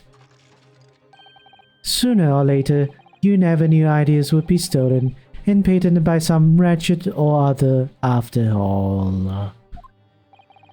Good gracious. Making a name for yourself as a scientist in a climate like that was a miracle only a select few geniuses could ever hope to achieve. Personally, I wasn't one of those geniuses, so it was hardly a wrench. Being forced out of the university because of Lowgate was the best thing that could have happened to me. Mr. Drebber, do you genuinely believe that? Of course I do. But who's better placed to know whether or not I possess a talent for science than me? I'm sorry to say that your words don't ring true at all. How dare you? And I have evidence to prove it. How are you in a position to say anything about me? I don't know you from Adam. Fine, if you think you have evidence, go ahead, show it. What could possibly have to disprove the idea that I was happy to leave university because I lacked talent? Your freaking trophy. Do you remember this, Mr. Drebber? We found it at your workshop. Ah. Is that a Royal Society trophy for excellence in science? Don't tell me you're going to claim that it's fake. What exactly is this trophy, Counsel? It's the greatest honor that can be bestowed on a young scientist, my lord. There is no higher accolade. It recognizes emerging talent and promises a bright future. Good gracious! Your prospects for the future were excellent, weren't they, Mr. Drebber? Because even then, you were genius in your field. But you lost everything. You had no more future. Your talents would go to waste. All as a result of this one newspaper article. I don't know when you realized who Mr. Osmond was. When it dawned on you that he was the same journalist who 10 years ago ruined your life. It's abundantly clear that you had no intention of forgiving the man.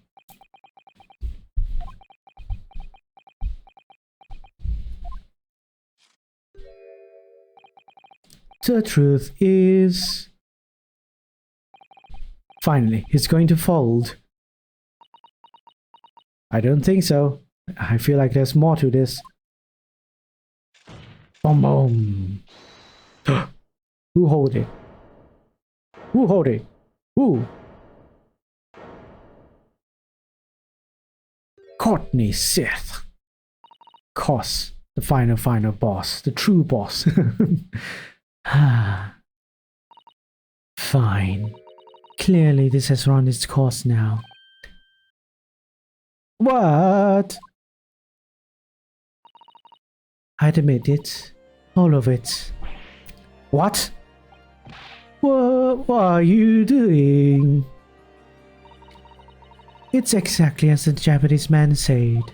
I was coerced into going along with this man's plot to murder the victim, on the condition that he kept my dirty secret from 10 years ago. I know. Good Lord! Dr. Sith, do you realize what you're saying, woman? It's all true. That day. Oh, we're finally learning all the truth. When I arrived at the Crystal Tower and saw the birdcage, my heart nearly stopped beating. That memory from a decade ago that I'd done my best to bury deep inside myself. It was the professor again, staring me in the face. And then, before I had a chance to react, I noticed something else. There was a note tucked inside the model's jacket. Dr. Sith, you will go along with my plan. From someone who knows the truth about what really happened that night 10 years ago.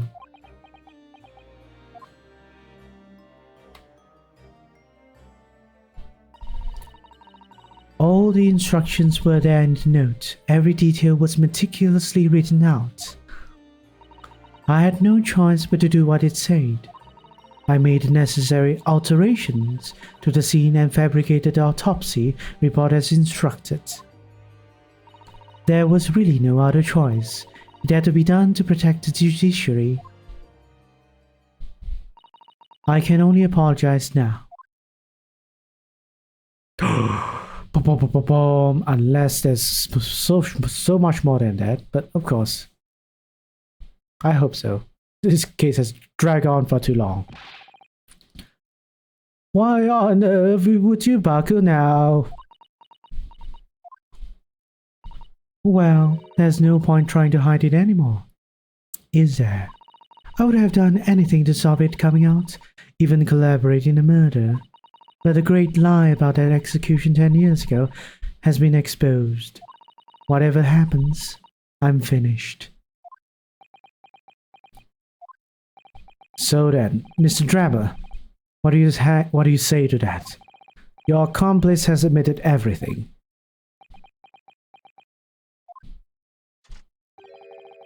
Surely it goes without saying. You admit your part in it too, then? I admit nothing at all. What? Have you forgotten that the Kinesis machine was ripped to shreds by an explosion? Short of me admitting to a crime, there's really no possible way for you to prove I did anything wrong. Ugh. No! Order! Order! Order!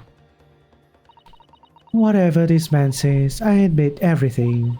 He threatened to expose my secret, so I went along with his plan. And Lord Van Zix. Yes. I hope you accept my apologies. What happens next is in your hands, of course. Sounds like a threat. I have heard more than enough now. I hereby present the final findings of this court. This trial is not a proper forum in which to pursue the alleged wrongdoings of Mr. Trevor. The defendant is Professor Albert Harebrain. Very true. It had slipped my mind. Isn't he one of your closest friends? As the court has heard, Dr. Sith has admitted to the allegations brought by the defense, thereby absolving the defendant of any possible guilt. You mean? At the present time, it is conclusion of this court that the defendant was not involved in any wrongdoing. Does the prosecution have any objection?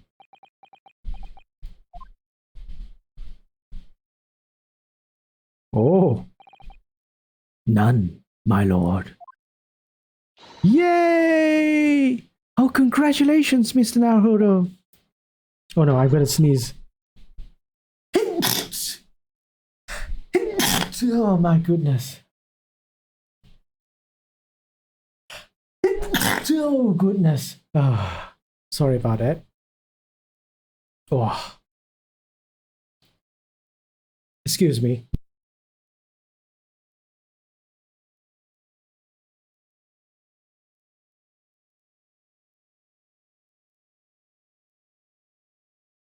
Oh my god, my nose was so itchy suddenly. Oh, sorry. Oh, I need to see. Oh, bloody hell. I'm crying. I'm crying from joy and sneezing, of course. You've proven Professor Harebrain's innocence. Without further ado then, the adjudication. Unless the prosecution or defense have any other matters to discuss.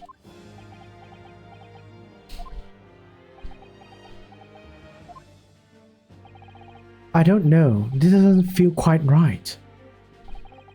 Why did Dr. Sith suddenly admit to it like that?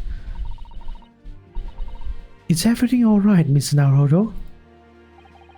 Like you said before, the way the trial is set to end now. The judge will suddenly deliver a verdict of not guilty. But is that really what we want? What the defense should be pushing for now is further testimony.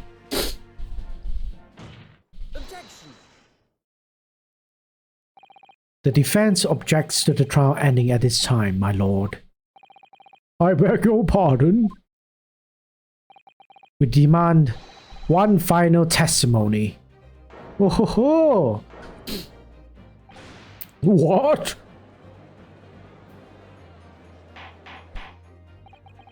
You do realize I'm about to adjudicate in your favor of your client, I presume?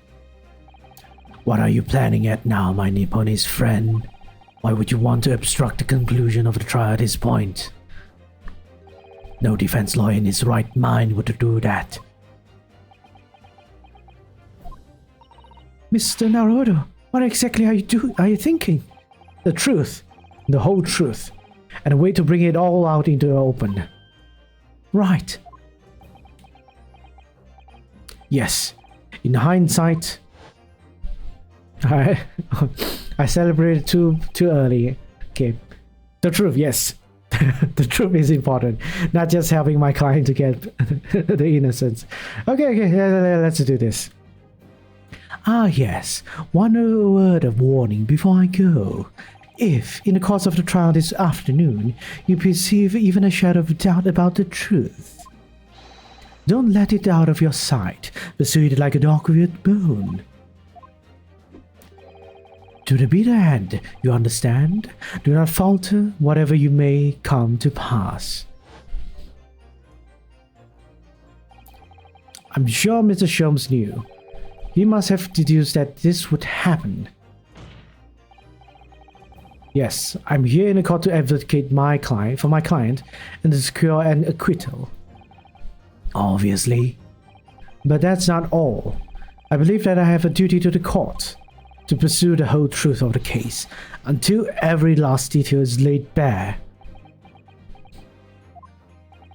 And that is why the defense calls for the further testimony from Dr. Sith. Testimony from me about what? About the nature of your collaboration with Mr. Enoch Drebber. Ha! In case it escaped your attention, I've admitted to everything I did. The whole truth has already been revealed. So stop wasting everyone's time. Ugh. As his lordship made very plain, your client will get the acquittal you wanted for him. There's simply no point protracting this business further with another tedious cross-examination. Ooh. Ah! Pray forgive my careless fair handling of that hallowed bottle. I slipped. That's what you call it. Yeah, that's what you call it. What is your objection, Lord Van Zix? The prosecution also calls for supplementary testimony from the witness. Don't be stupid.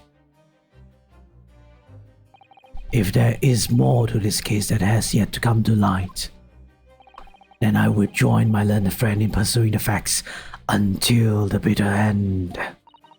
You what? Lord Van Zix? This is most irregular, to say the least. However, as the prosecution also calls for it, I will uphold the request. Dr. Sith, you will testify for the court, explaining the full extent of your involvement in the murder apparently committed by Mr. Drebber. Very well.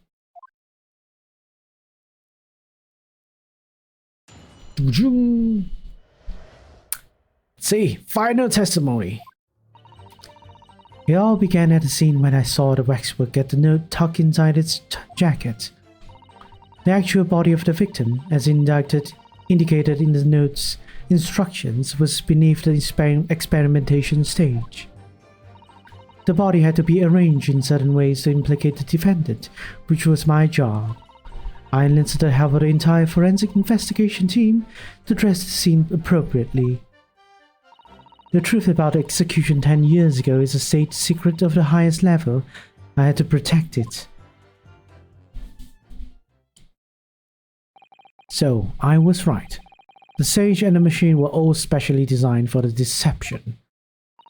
So it seems, and all meticulously prepared. You did well to see through it. You're a very shrewd boy. So kind of you to say. And what about his autopsy report then? All I did was record the location of the body as being in the Crystal Tower instead of the other stage. That's all? That's terrible corruption. Only my team were aware of the deceit, and then only under my explicit instructions. Nobody else at Scotland Yard knew anything about it, I assure you. We must be thankful for small mercies, I suppose. Well, I believe that testimony has clarified everything. There's no particular need for a cross-examination, I would say. No, I disagree. I can't shake the feeling that something's wrong. Just look at the expression Dr. Sith's having. It's the defense right to cross-examine any witness following testimony. Hisk, what is it about you Japanese makes you all so doggedly persistent? Very well. If you so desire, Counsel, proceed with the cross-examination. Yes, my lord. Alright, final round. Hello, the sound makes it not tucked in. From what you described before, It sounds like the note was anonymous. Did you have any idea who was behind it? There are very few people in the know about what really happened 10 years ago to start with. Anyway, I'd never heard of this engineer, so no, I had no idea. Yet despite not knowing who was behind the plan, you went along with it. I had no choice. Protecting the professor's secret was my only concern. But the horse has bolted now. The stable door will never shut again. Scotland Yard's reputation will be immeasurably damaged as a result of all this. Yes, thank you, Lord Van Zix. I'm well aware of that. So, as I understand it, what you found in the birdcage was a waxwork model, where that was the victim's body.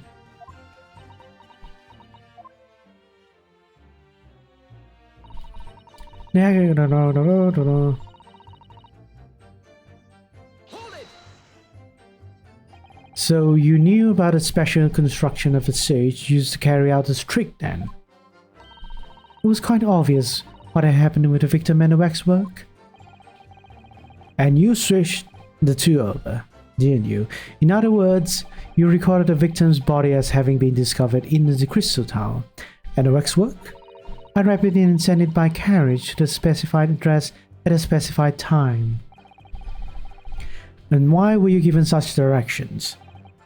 Presumably so it could be recovered by Drebber and returned to Madame Tuspel's. I see. And then you put a birdcage back on the experimentation stage. Yes, although someone obviously made a mistake about which cage should go where, I thought I made it perfectly clear to the team, but still. I suppose you are focused on the victim's body, it being a more important detail.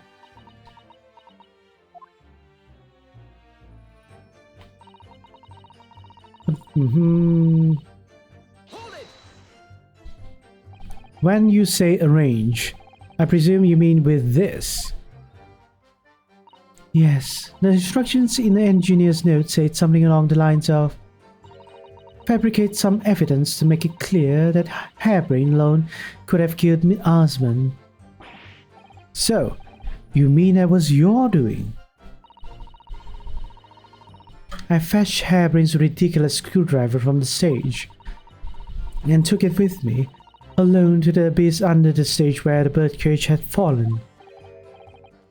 Alone, Doctor. I didn't feel it would be appropriate to involve anybody else in that particular part of the deception. Oh. There was a void under the stage where I found a birdcage lying in the dirt.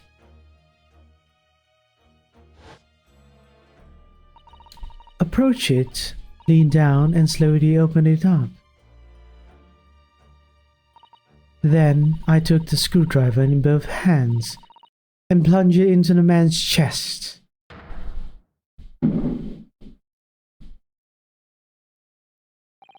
And then you noted that your fake autopsy report as a fictitious cause of death. Exactly.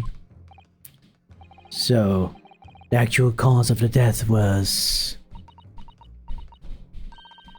the trauma resulting from the 30-foot drop. My word. What is it, Mr. Sato? Something about Dr. Sid's last statement is playing on my mind, that's all. Yes, mine too. Dr. Sith. There's really no need to shout. I can hear you perfectly well. The defense calls for you to add what you just say to your formal testimony. Oh, which part? What I want her to supplement her testimony with is...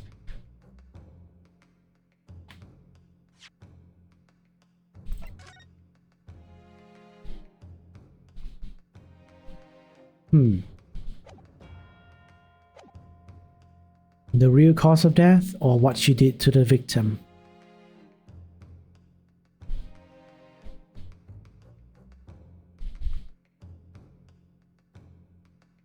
The real cause of death, or what she did with to the victim. What she did to the victim. How you stabbed Miss Azami in the chest, that's part. Fine, if that's what you want. But there's really no need to point. The prosecution concurs. Very well. You will supplement your testimony now, witness. If you wish, my lord.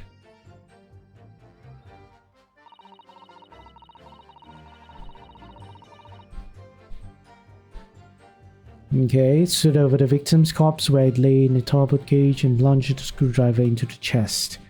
It says something about the screwdriver that I've missed. That it didn't really contain a lot of blood, or what?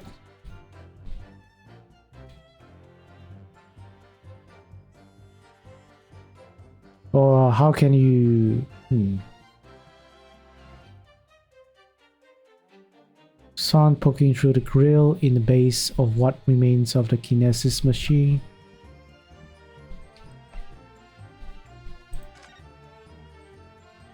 This is the bird cage. It's supposed to be... Let me just press this further. So it was you who stabbed Osman with this? Yes, far easier than dissection, I assure you. No precision required. What a welcome change. The victim died instantly from a snapped neck. All I did was carry out the instructions I'd been given. As unflinching as ever, no doubt. I imagine you didn't bat an eyelid when you drove the weapon into his body. There was no need to bat my eyelids. What else did you do to twist the facts? Remind the court why don't you? If you wish. And to the help of an entire forensic facility to address the scene appropriately. The entire team in perverting the court of justice. My team consists of the very best investigators there are. I demand loyalty from all members who operate on a code of chivalry of sorts.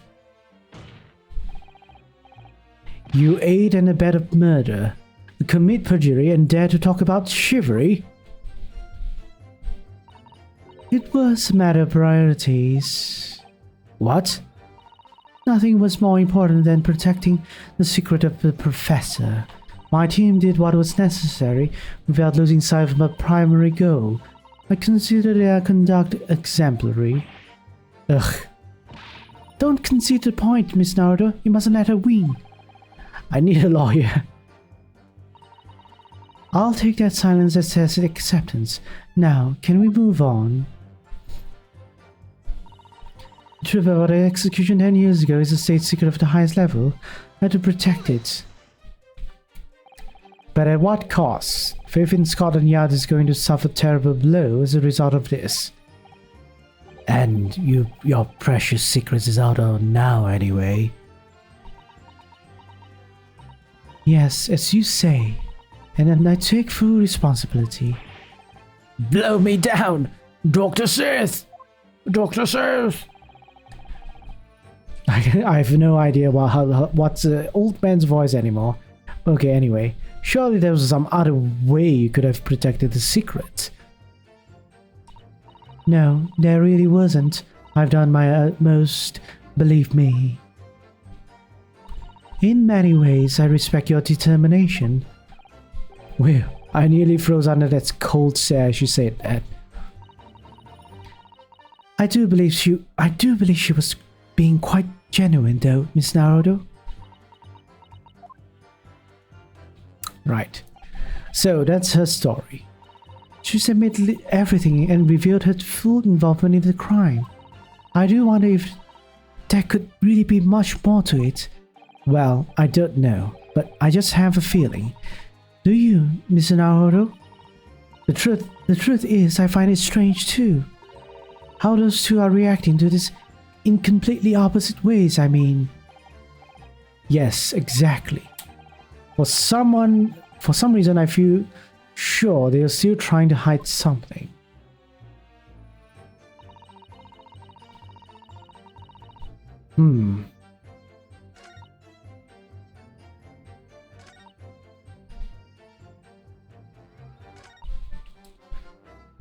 Lay in the top of the cage and plunge the screwdriver into the chest. Is the autopsy weird or wrong? Pierce the heart inflicted by a sharp object. Most likely result from impact of a sudden fall from considerable height. Hemorrhage of a wound to the chest that pierced the heart, inflicted by a sharp implement. Is it possible to change the thing? I would have to say this could be what we're supposed to find out.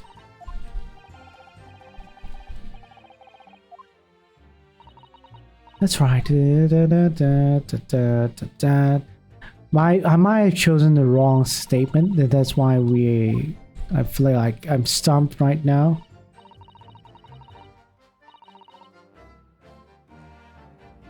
Plunge it into the man's chest.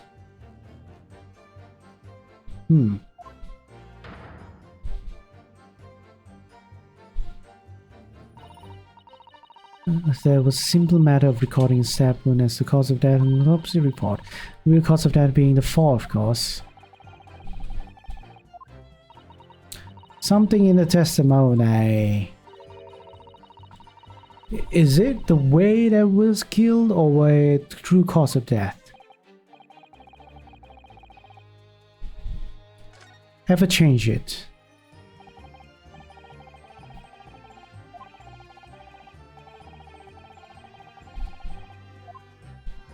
Do it. The actual cause of death was a neck trauma. Husband suffered from 30-foot fall.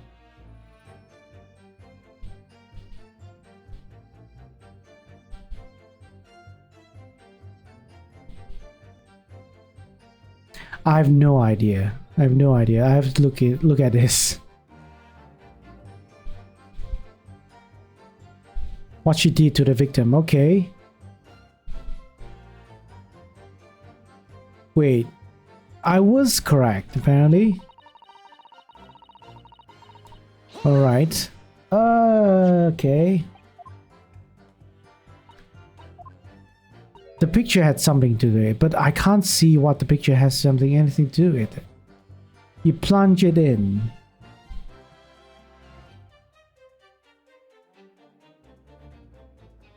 Oh, wait. No? Wait, no. Well, no. I don't know what's this supposed to mean. Well, we'll find out together, alright? We'll find out what that means. Find out how this means, alright. Picture is supposed to prove something. I do not know what is supposed to prove that she used have her change it, change it. Have her change it, change it, change it. Change it so I can do this. I am going to present this picture. Apparently it is. I've got a nasty feeling that this inconsistency points to an extremely uncomfortable truth. What on earth is the matter, Counsel? Have you lost your tongue? I apologize, my lord. Dr. Sith, in that last statement of yours, there's just one point. That seems to defy explanation. Out with it, my learned friend. There's an obvious inconsistency between your description and this photograph, which shows the victim in the birdcage following the events that led to this death. The court has already examined the photograph in depth. There's nothing new we can learn from it. Yes, we have already considered. That's true. But we know the facts to be different. What do you mean? I'm still clueless. I believe we should let the defense explain.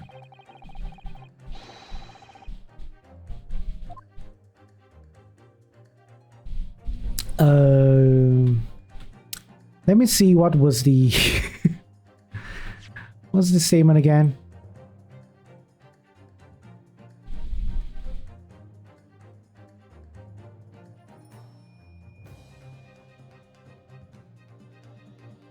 Stood over the victim's corpse where it lay in the toppled cage and plunged a screwdriver into the chest.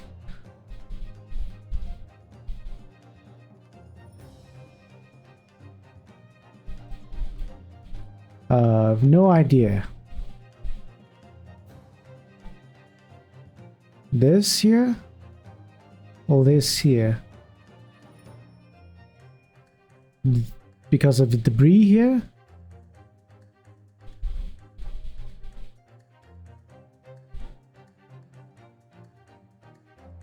I feel like it's a debris here. Maybe. Maybe not? I don't think so.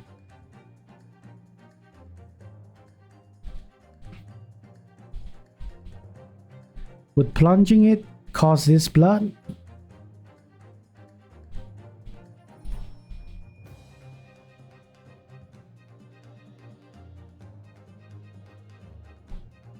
I'm gonna say it's either the crystal tower glasses or point to the stab wound, okay? It's the blood. This is what's wrong with this stab wound?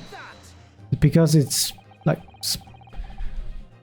look closely at the blood stain on the victim's chest. It clearly extends it downwards. Oh, whoa. Well, I wouldn't really think that it's, I don't know. Would people think like that? That because the blood is like, I guess. I'm dumb. It clearly extends in downwards direction towards the man's feet. And why is that significant, Counsel? If the victim was stabbed moments before the kinesis machine was set in motion, that's entirely expected. Ah, of course. No, that's not what happened. Exactly, my lord. Dr. Sith made it very clear in his testimony just now that the point at which she stole Professor Harebrain's screwdriver and stabbed the victim was after the grand deception was set in motion, when the birdcage had fallen below the stage of out of sight. From the shape of it, it's clear that the birdcage would have fallen on its side after the 30-foot drop. And if the victim had already been stabbed whilst inside the birdcage in that position, the blood from the wound would have spread out equally in all directions. Yeah, you're smart, Ryunosuke. I'm kinda dumb. For it to have formed a longitudinal appearance we see in the picture, it's inconceivable.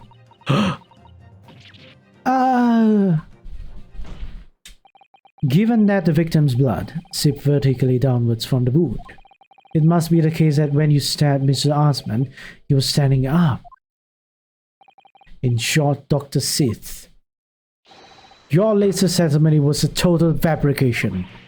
I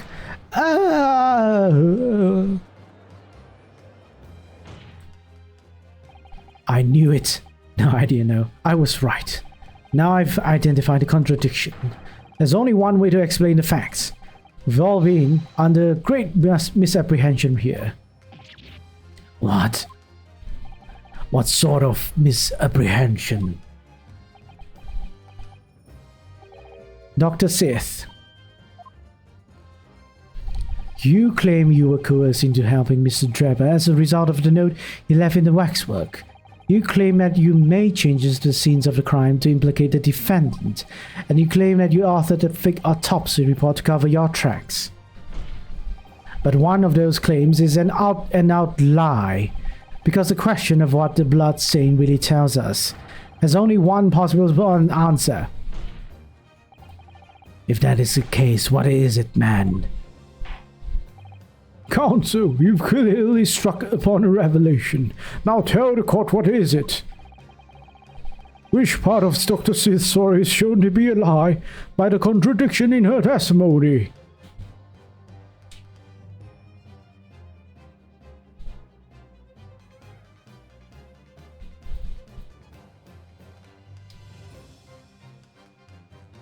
The autopsy report. You say that you examined the body and wrote this report based on your findings. But that's a blatant lie, isn't it? I'm sorry, but I simply can't fathom what you're attempting to say. The truth is, you had your subordinates to work for you, and they authored the report. But then you wielded superiority over them and claimed the credit for yourself. Can you honestly say that's not what happened? Yes, I can honestly say that's not what happened. Well, good. Glad to hear it. Oh no, oh, I was wrong. Bloody hell. It was supposed to be an exchange. But this farce never ends. But there's no question that the court's testimony was built on a tremendous lie. How she was coerced. Dr. Sith, clearly you weren't really coerced by some letter at all. What? You were. Where's the note? It's nowhere to be seen. Huh, as it may be. So why don't you present it to the court if the assertion vexes you? Obviously, I already disposed of it. I'm not vexed in the slightest. Counsel, need I remind you that it was you yourself who established the coercion? Ah. I'm afraid that little Arcry is insufficient recompense for such a blunder. I shall have to penalize you. Feeling vexed, my Nipponese friend? Very. Alright, one more choice indeed.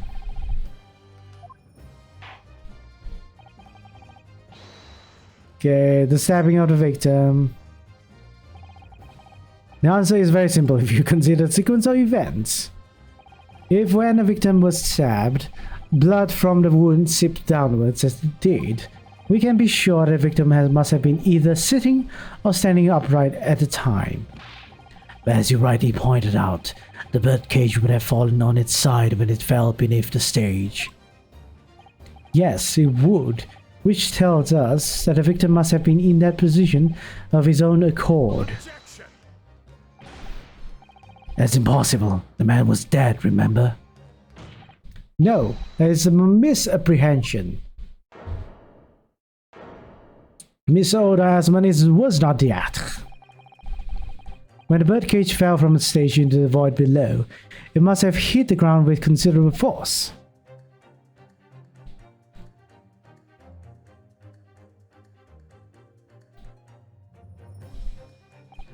But Mr. Asman didn't die in the fall.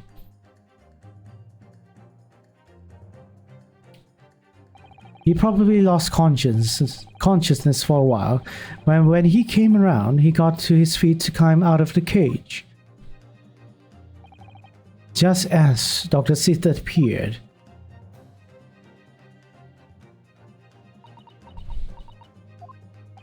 If the victim was in fact alive at that point in time, it changes everything.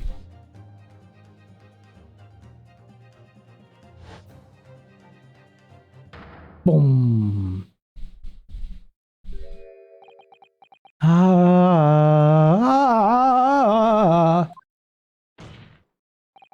Mr. Odai Asman's killer wasn't the defendant, Professor Albert Harebrain, nor was it the mastermind behind the stage trickery, Mr. Enoch Drebber.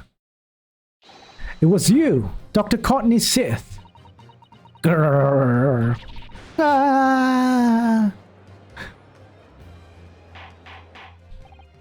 Order, order, order. Can this possibly be true?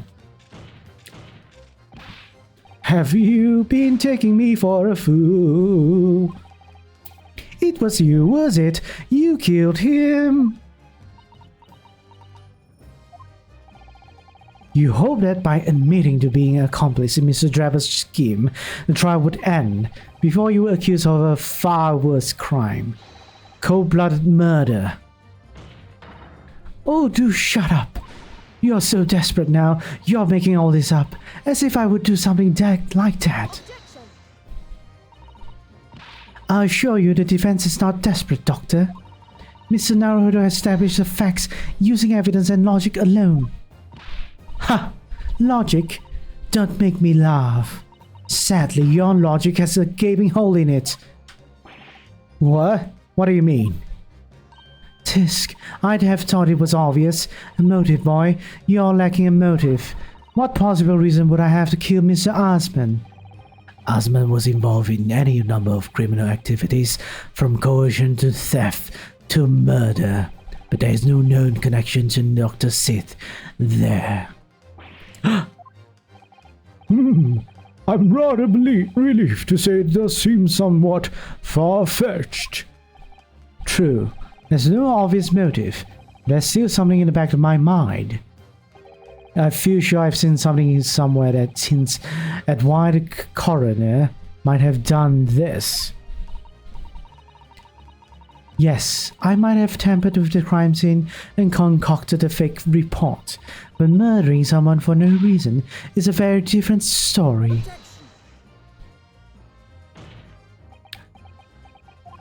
No. When you question what possible reason you could have for wanting to kill Mr. Osman, something did come to mind. What? What was it, Counsel? Enlighten good court at once. Yes, we saw it yesterday, didn't we? Something that seemed strange, but we had no reason to suspect it at the time. There's a particular object that explains why Dr. Sith would have wanted to kill Mr. Osman. There's a particular object that explains why Mr. Sith would have wanted to kill Osman. The Iron Mask.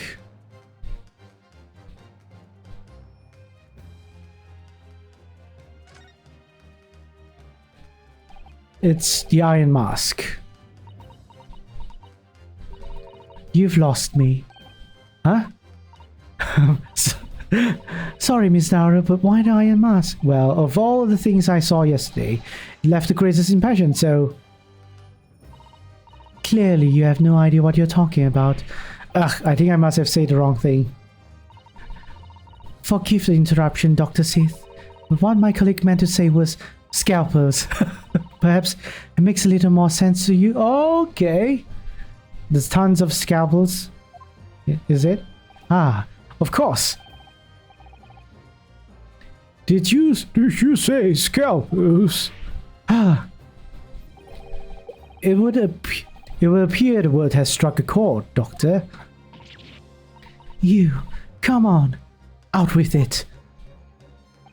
It was yesterday when we visited your laboratory. Look at this big, thick book here. Ah, it appears to be an accounting ledger. It's a record of the forensic investigation team spending, I think. Oh, what is it?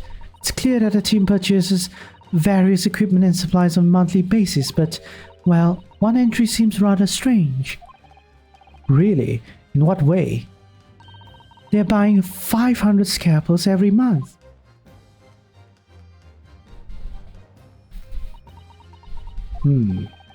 500 scalpels a month? At first, I wondered what on earth you could be using many scalpels for. But I actually realize now it's not the scalpers themselves that are significant. It's money for them, disappearing every month from the department's accounts. Oh. Osmond's criminal organization relied heavily on extortion for its funding. Tracing the money from forensic investigation teams' account to find out where it was going. Okay, it is a very, very far-fetched connection, but okay, I'll bite. Would be extremely straightforward. Ugh. 10 years ago, when Mr. Osmond was still a journalist and wrote this article about Mr. Drebber, he may well have been stumbled upon information as he was researching the story. Information relating to Dr. Sith's darkest secret that he would use to rack money from her for the next decade. Her darkest secret? Good lord, you mean... I don't know what happened on the night of that execution 10 years ago, but clearly the opportunity to rid yourself of that menace was too tempting to pass up. So in the end, you weren't coerced at all, were you? You did it entirely of your own free will. You stabbed Miss Osmond in the heart with all your might. To silence the blackmailer who you knew your dark secret forever.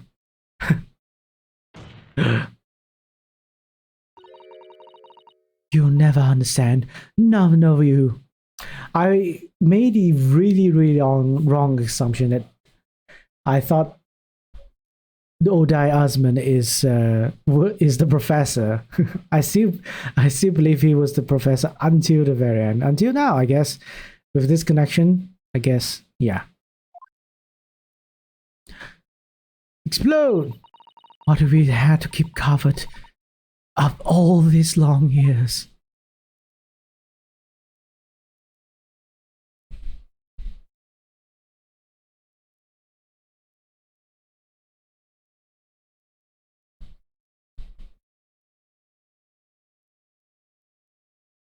Okay, so the truth.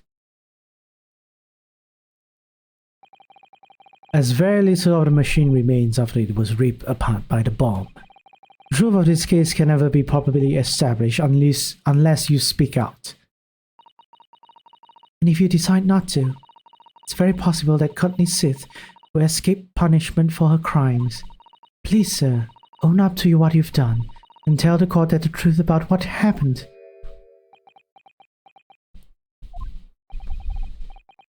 "10 years ago, you told the truth, and you were robbed of a bright and successful future as a result. I can certainly understand your bitterness and your consternation now, however. This is surely the chance you've been waiting for, to sever the hold that fate's had over you all these years."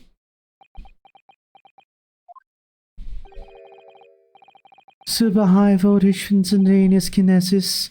I mean, really?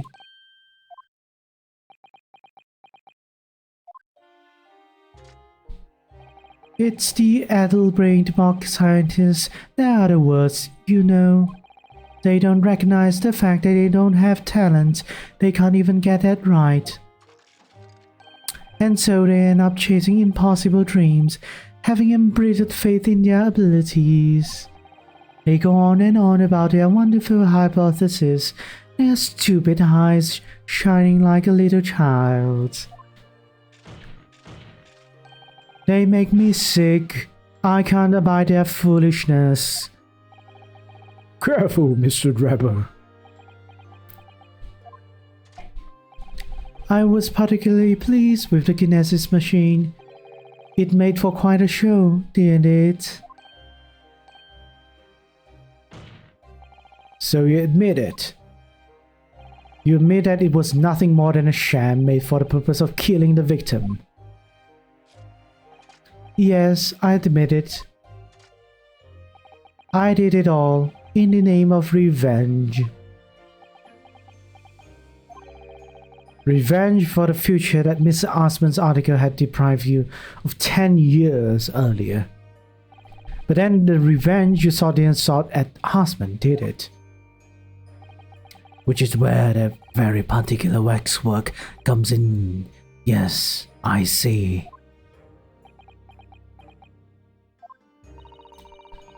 The condemned convict that you saw rising from the grave in Lowgate Cemetery 10 years ago. If your account of those events was all true, then obviously Scotland Yard couldn't afford to acknowledge what had happened. Even if it meant discrediting a bright young man and crushing any future career he might have had. So your plan required that you adopt that particular waxwork model in order to exact your revenge on Scotland Yard as well, or on Dr. Sith to be precise.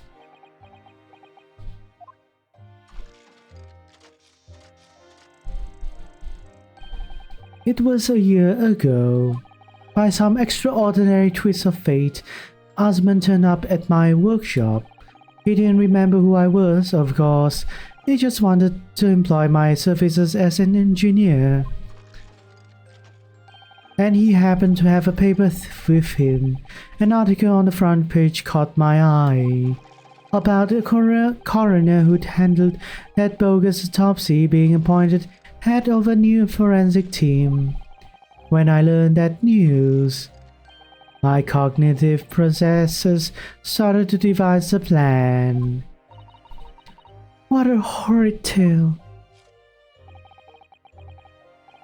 He robbed me of my future, so I wanted to use the man's own wiles against him for revenge, and have that rotten Scotland Yard eating out of my hand at the same time.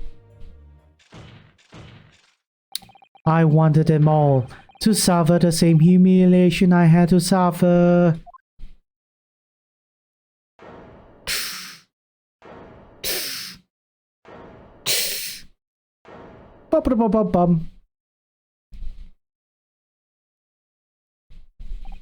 Your actions against those who ruined your future were justified as revenge, at least to yourself. Certainly, no one has the right to destroy another person's prospects, especially for purely selfish gain. And yet, in carrying out your plan, you did exactly that to someone else, didn't you? Did I? Professor Harebrain's only crime was passion for his hypothesis, but you had no compunction about sacrificing his future to effect your revenge. You knew that he would be forever branded a failure and a fraud. Perhaps life treated you unfairly 10 years ago, and others' misconduct left your life in tatters. But remember this. Your own actions resulted in exactly the same thing for another perfectly innocent young man.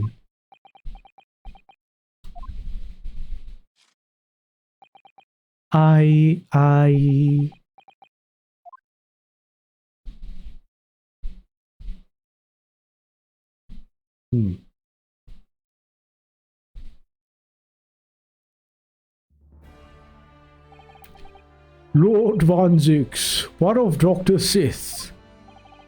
An immediate warrant for arrest has been granted, and she's been remanded in custody, my lord. I presume she will face trial in the coming days, along with Mr. Drever. A most regrettable situation indeed. She's made great contributions to her profession over the years. It really is a hard truth to swallow. However, that is a topic for some future occasion. For now, Professor Harebrain. Yes? It seems there was a great deal more to your experiment than you realized. However, I think we can assume now that all the sordid details have been brought to light. This has been a very long and profound trial, but I'm pleased to say you are absolved of all guilt. This whole experience has taught me a very great but painful lesson. I've been, me, this dedicated scientist, this devotee of natural philosophy. I've been selfish and self-centered, and above all, a fool. Professor, I spent my life thinking of nothing but my research, misguidedly, believing that I could do whatever I set my mind to, despite my lack of talent.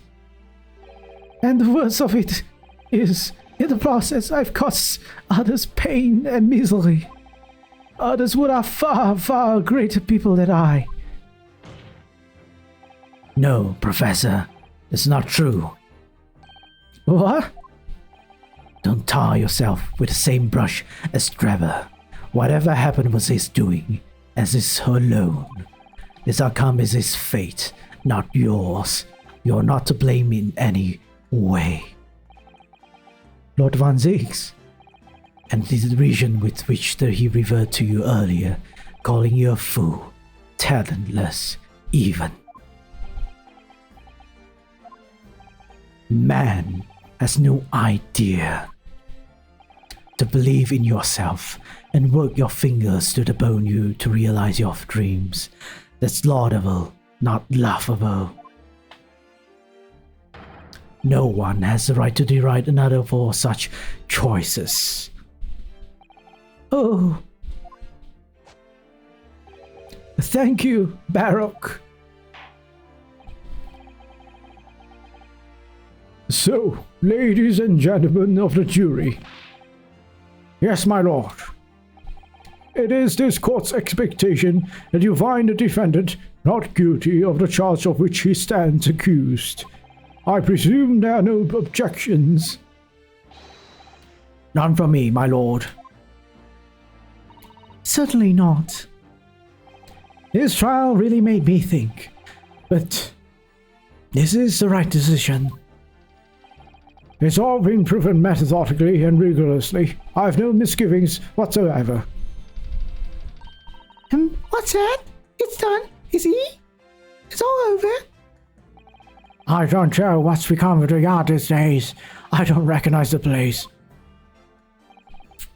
Very well. In that case, I hereby pronounce the defendant not guilty. Yay! Whoa, whoa, whoa, hey, oh, let's dance. Oh, yeah. All wrapped up perfectly. Or is it? Court is adjourned. Okay, again, why wasn't the professor dead, though? Why was he still alive? We'll never know. It's over.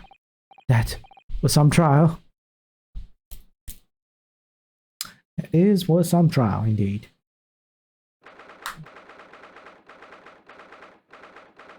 "24th October, 4:33 p.m.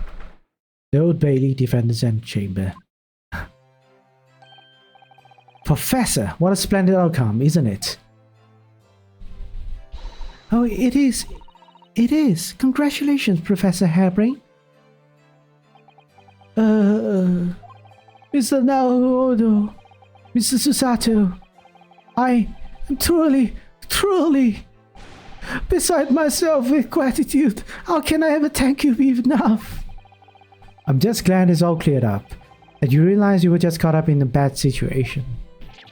Right now, if I had the research grant money, I'd give the whole lot to you. Every penny. Well, this is very kind, but I'm just a student, so... We don't need any financial reward. Your acquittal is more than enough. Oh, says no lawyer. Oh dear. Oh, what can I do? Aha. How about this? As a memento, the paper about my habits is inside. Well, just as a memento then. Thank you. I've been wondering, Professor, what are you going to do now? Oh my. Yes, what am I going to do? My hypothesis and my great machine lie in ruins. But still, it's been too long since I was last in London, so perhaps I will enjoy some sightseeing. I must explore the great exhibition whilst I'm here too, and see if this new inspiration hits me. Oh yes, that's a wonderful idea. I can't allow it. I guess there's I'm gonna assume that. Let's see. That's prosecutor. Yay! I'm right. Lord Van Zix, what are you doing here? Baroque! I'm sorry you had to go through that, Albert. Well, if I'm honest, it was terrifying. You were like a great demon behind your bench there, not snarling down on your prey. You're one of the few true friends I have. I couldn't leave it to anybody else to handle the prosecution or the defense.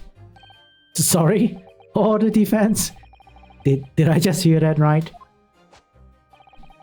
I always knew that you had my best interest at heart. Don't worry. How about you show me around while I'm here in town? It's been a long time since we left university. We have a lot to catch up on. Listen, Albert. In a few days, your acquittal will be made official. When that happens, you must head straight to Dover. I'll accompany you. What? From there, you'll cross the channel and make your way back to Germany. I've already purchased the tickets. But no, hold on a minute, Baroque. What about the great exhibitions? This is the chance of a lifetime for me. I want to look at... No sightseeing, Albert.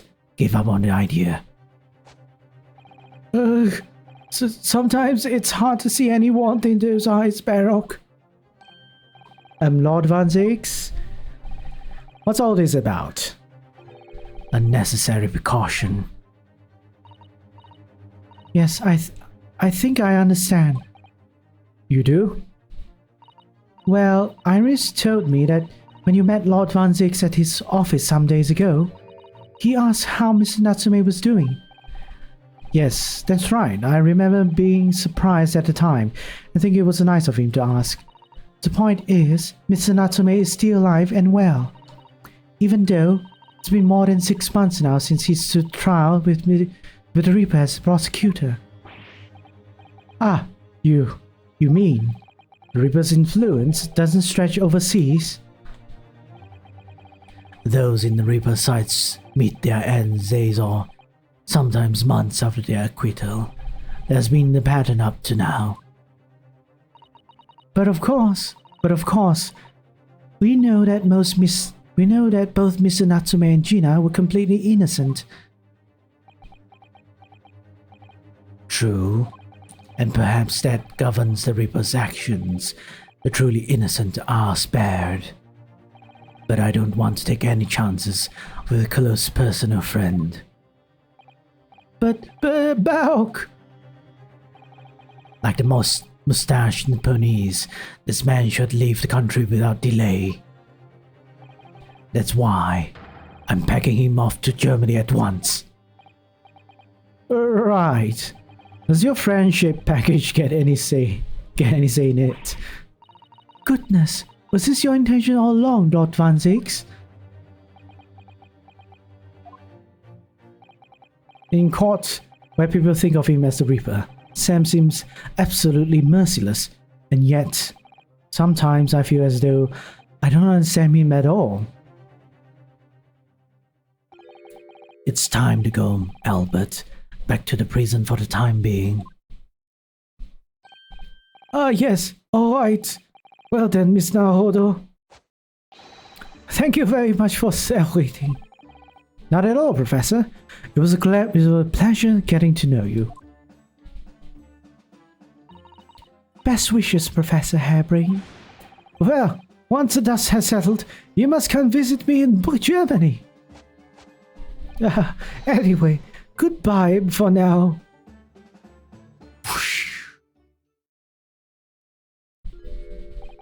Now, my Nipponese friend. Oh, yes. I thought you'd gone too. We have matters to discuss. Can you spare me some time? You want to talk with me? I'll be waiting in the courtroom in 10 minutes. Well, that was strange. For some reason, I didn't get that sense of impending doom as he walked away this time. The enigma, Baroque van Zix. What does he want to do? What does he want to discuss? I wonder. The answer awaits in the courtroom, I suppose. Here you go, Zan.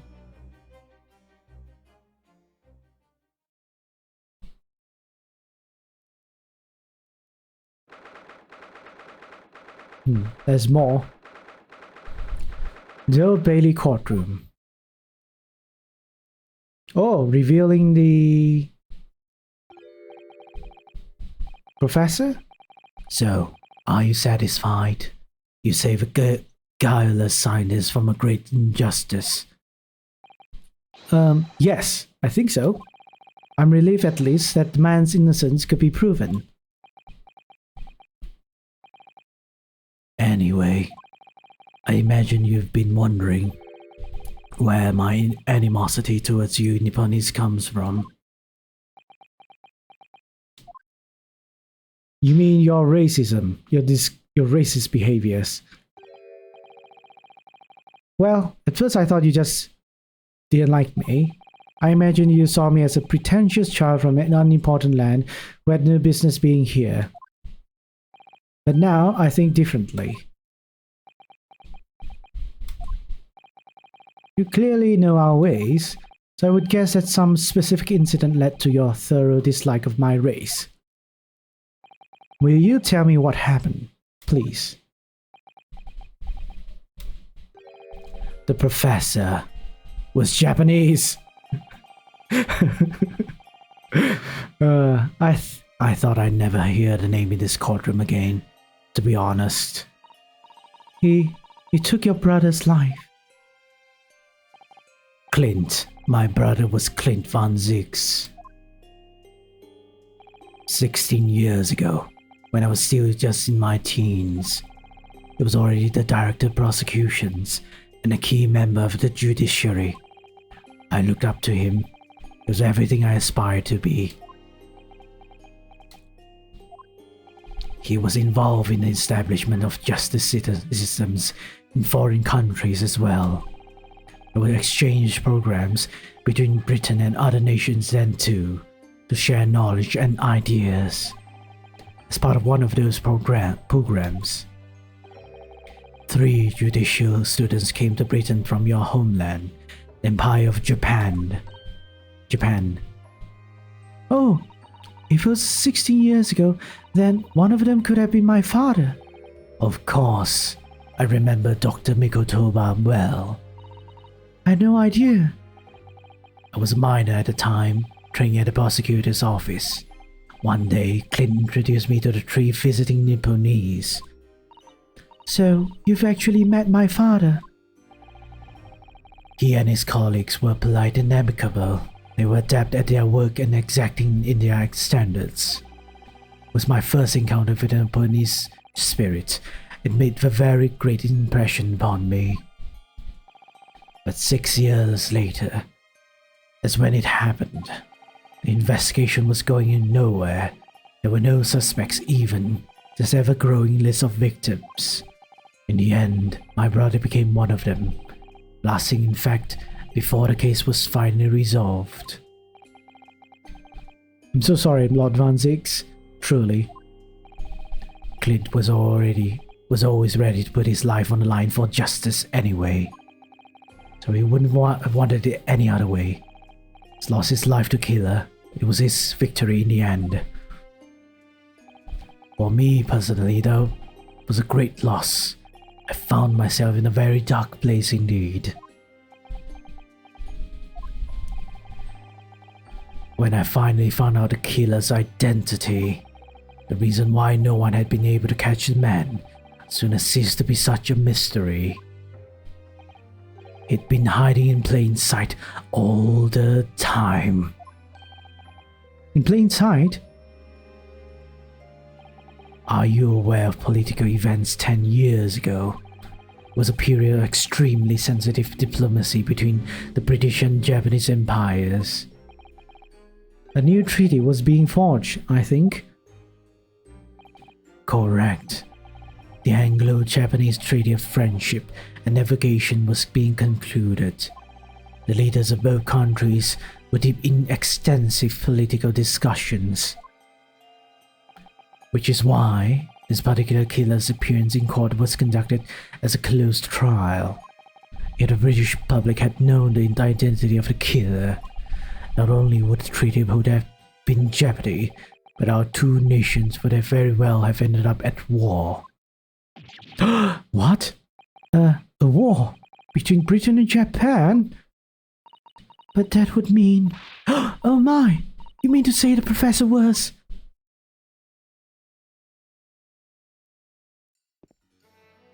Oh, The trial reached its conclusion earlier. I thought to myself, yes, it's time.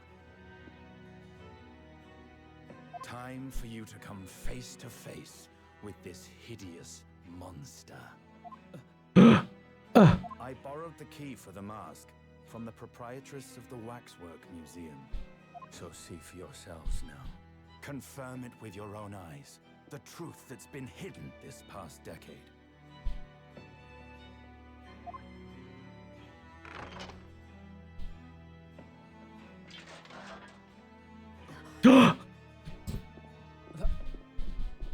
That's the professor? That's the professor? Yes, that's him. Until now, the thought never even crossed my mind. That the mass murderer, whose crimes shook Britain as never before, was Japanese. Was Japanese? Wait a minute. That face. Looks familiar. I feel as though I've seen it somewhere. It's strangely familiar.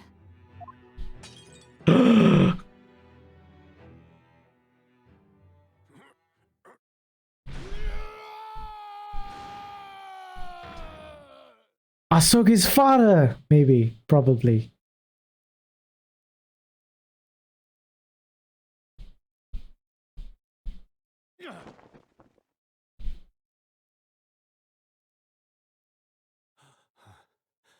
Father. Oh, I guessed correctly. What? Father?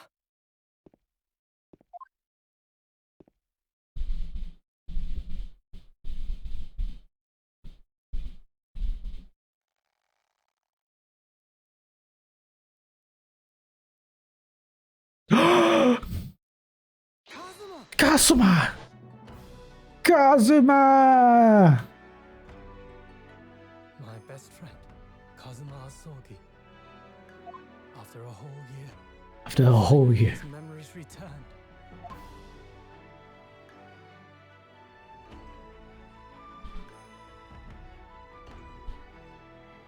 As he stood there before me,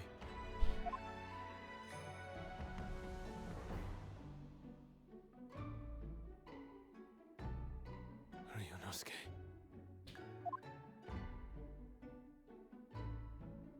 Kazuma! Hello again. My friend.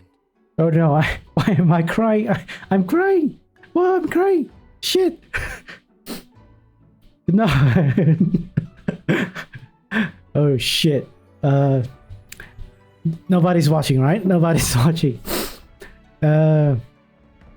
Nobody's... Oh, what the hell?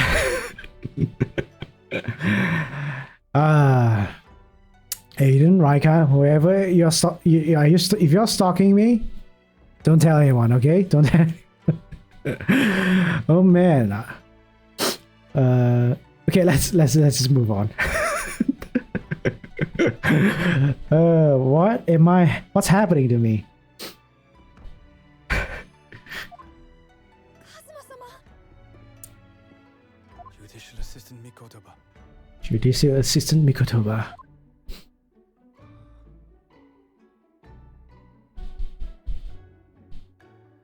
It's been a very long road. thank you for guiding my friend here when I could not. It was an honor.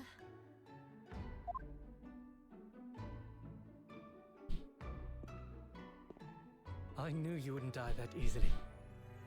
Kazuma.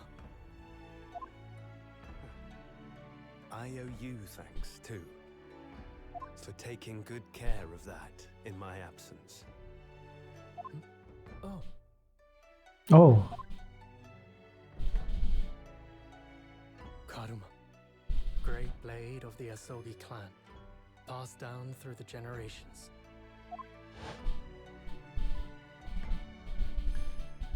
When we left Japan, this sword was at my friend's side. A Japanese man's katana is his soul, and he couldn't be parted from it. But then, when the incident happened, it was Susato-san's wish that I inherit the sword, and I've kept it with me ever since, along with my memories of the friendship we shared.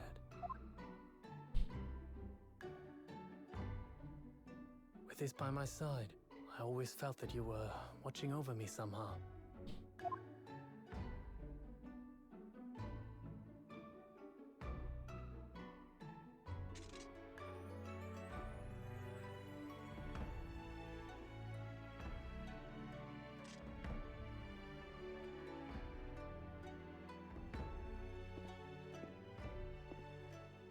father. Made it. At last. Father. Are you saying... Surely not. You mean, you knew all this time? I'm looking at it, but I still can't believe it.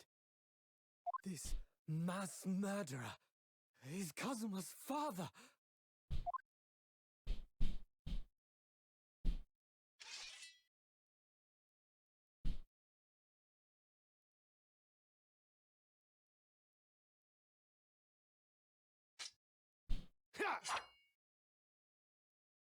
Oh. Okay. Kazuma-sama. Oof. Ryunosuke, we have much to talk about, but now is not the time.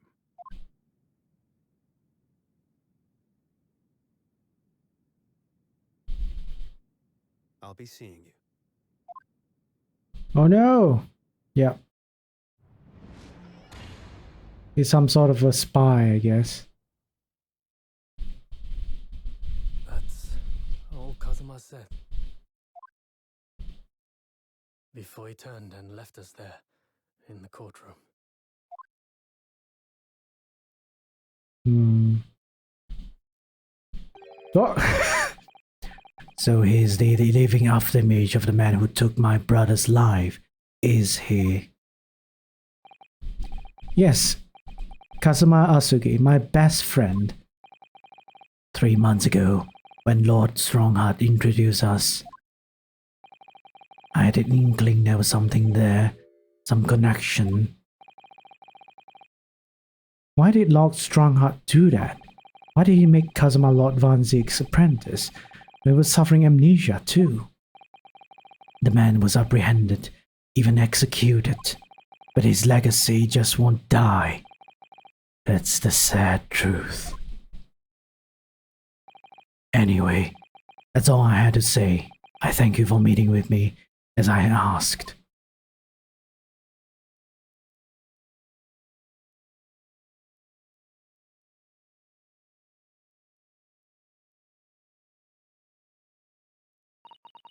"10 years ago, my grandmother took me to the railway station. We were there to meet my father from the train. For me, it was the first time I'd ever seen him." Poor Susato-san. All this is tied up with painful memories for her too. She's never talked about this with me before though.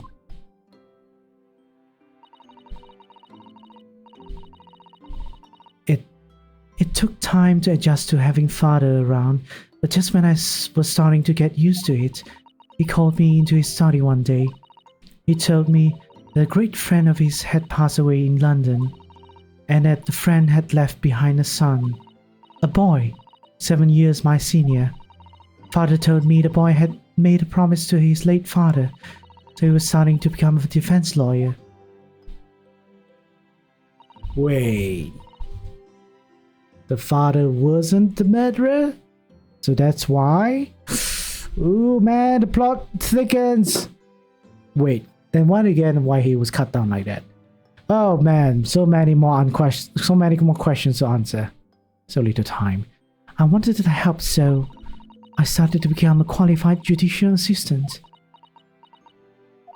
As I'm sure you've worked out, that young man's name was Kazuma Hasogi. So you see, that's how he and I met. For a brief moment, Oh, my great friend had returned, Albio, only to disappear. you were again. lurking. You were watching. You didn't see me cry, right? Okay, you didn't see me cry. Gonna draw. Oh, okay. Well, I think we're about to end the stream actually, because we're at the conclusion already. So yeah. But in that fleeting encounter, something stirred. Something that had been dormant for a long time. Will you listen to me? Oh, sorry, Albio. Yeah, we're ending the stream soon, because we'll see who is streaming. I'll rate them, alright? I'll rate them so you have someone to, chill with. As if great wheels had been set in motion. I could almost hear them creaking into life. We just got up from your nap. Maybe next time then. Oh, I see. In some ways, it was the end of a chapter. But in many, it was the start of a new one. Mm-hmm.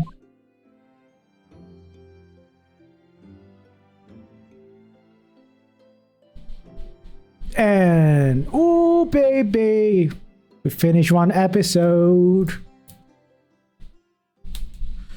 Oh, nice. All right. That was pretty good. So, as always, man, what a wild ride. And yeah, thank you for anyone that is watching. Hope you enjoyed the stream. Yeah, not Ace Attorney streams are usually this short. If I didn't stream, if I started late, I probably would have ended much earlier, probably like 2 hours earlier, maybe. But then, yeah, if there's reasons for it. One is like I want to do this like an episodic thing, regardless of its streaming platform. Streaming content, but different from Let's Plays. But still want to make it episodic so people could go back and enjoy it instead of like leaving it in weird cliffhangers or such. So yeah, whenever there's a proper end to a story, it is where I end the stream as well.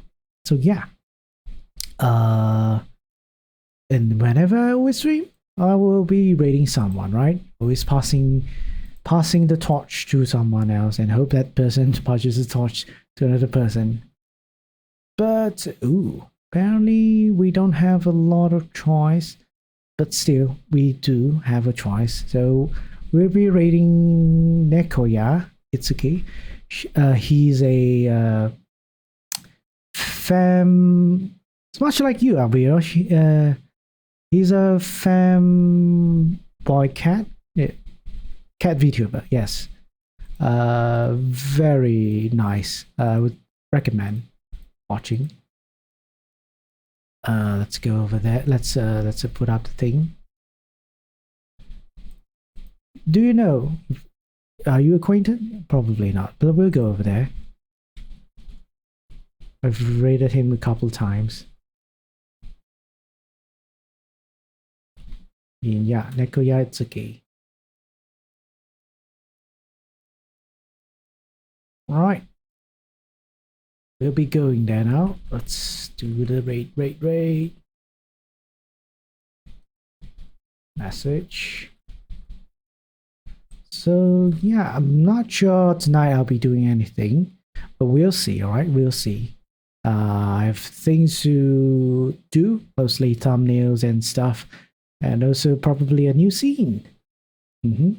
So yeah, thank you so much. Take care, stay hopeful, but be critical, all right? Goodbye, everyone. Goodbye.